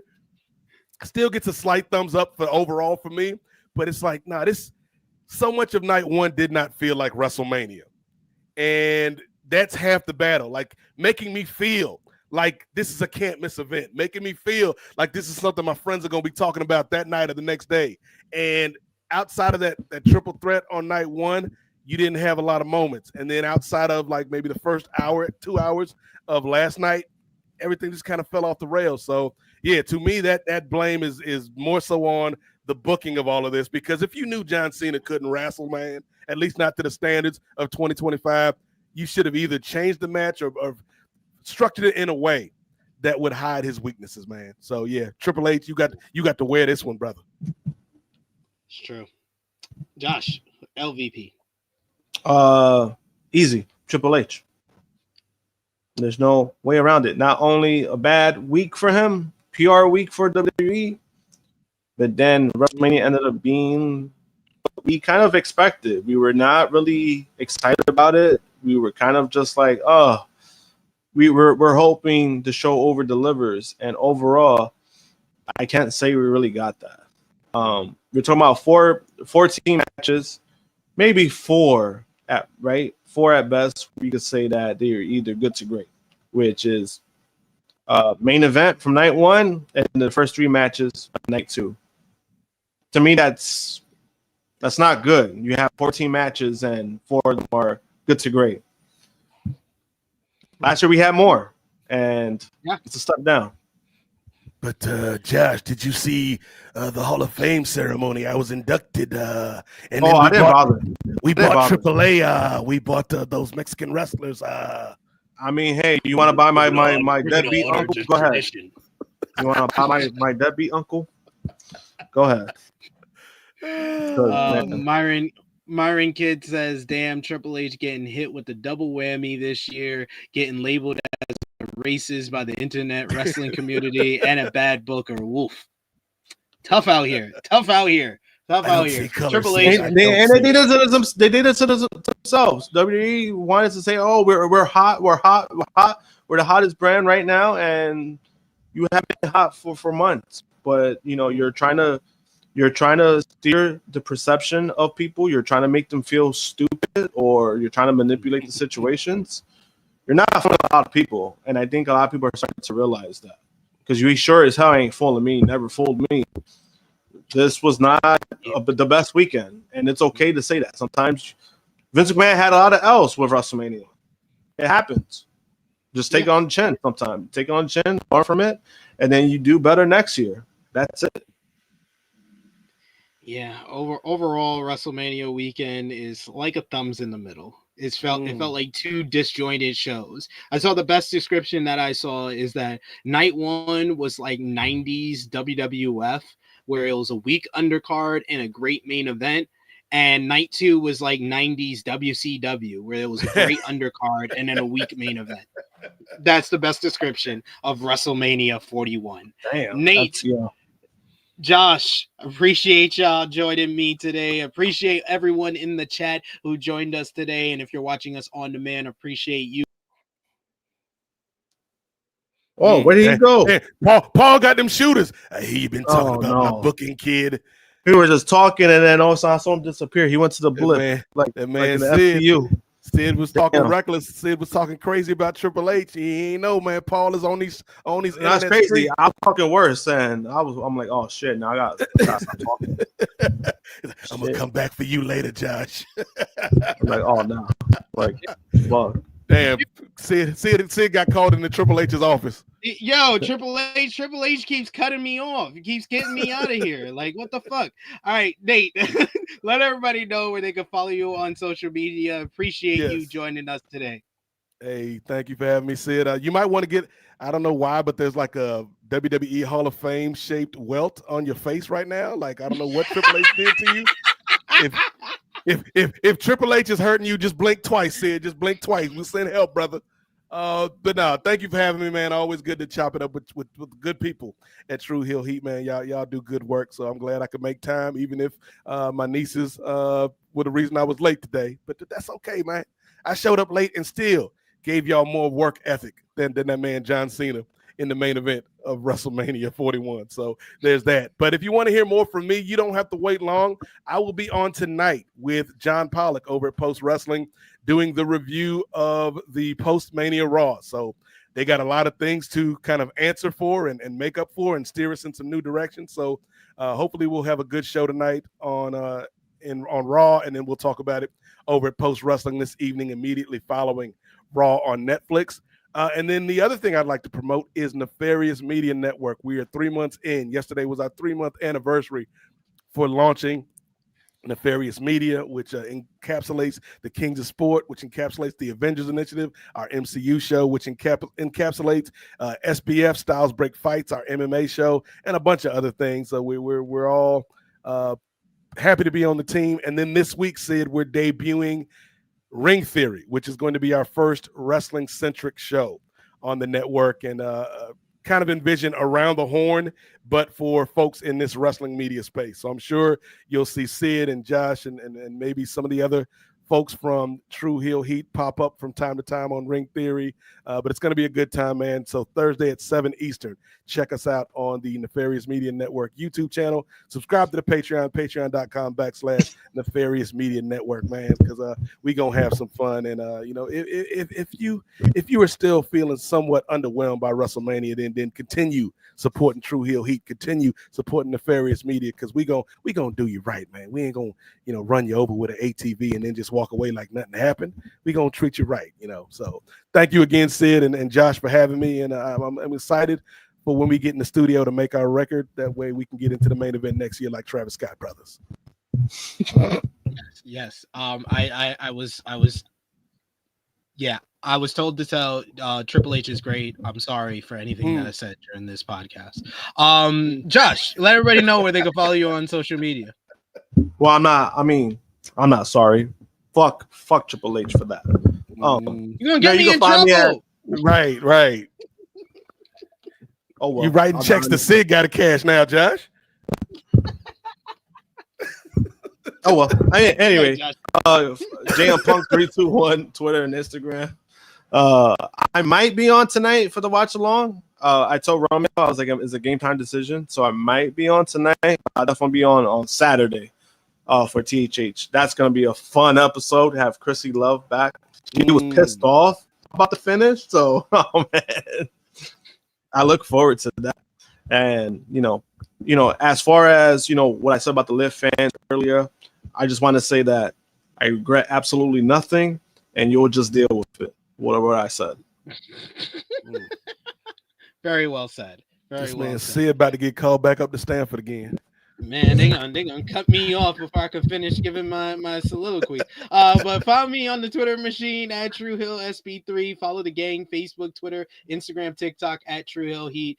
Sunny says, I remember when I was last able to catch you live and we talked about how the honeymoon period was over for Triple H. I think we're now seeing what a bloodline-less WWE is going to be. Indeed. And a bunch of people commenting on how. And I was saying that last year, remember?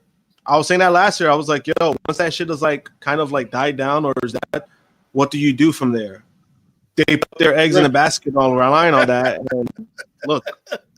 Remember what I said last year? I said it was Luke Owen on Wrestle Talk. He said his prediction for 2025 was the last great year for Triple H as the head booker. And I said, no, 2024 was it. 2024 was the last great year, and nothing that I've seen in 2025 has made me revert course from that prediction. And we also got Davion, who says Nick Khan and Triple H pulled up on SP3. Guys, you're gonna get me in trouble.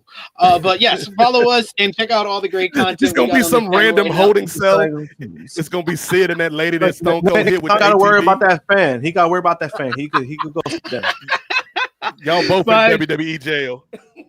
Check out the flagship podcast from this past Saturday. We had Dutch Mantel as well as Steven Jensen on the show, so check that out. Check out our WrestleMania Night 1 review with me and Josh breaking everything down that went down on Saturday night. I want to thank Josh so much once again for both nights of WrestleMania for joining me for the review, and thank you so much to the brother Nate Milton for joining us. Go over and support Nefarious Media Network and go over and support him tonight on Post Wrestling for the review of the Raw after WrestleMania. I will be back live here tomorrow, 1:05 p.m. Eastern time, with Rated Raw Review, reviewing the Raw after WrestleMania. But join us tonight, 8 p.m. Eastern time, for the Raw after WrestleMania watch along as well. But for the brother Nate Milton, for the Tru Draw Josh, it is me, your Tru Heel Phenom SP3. This has been our WWE WrestleMania 41 Sunday Night 2 review.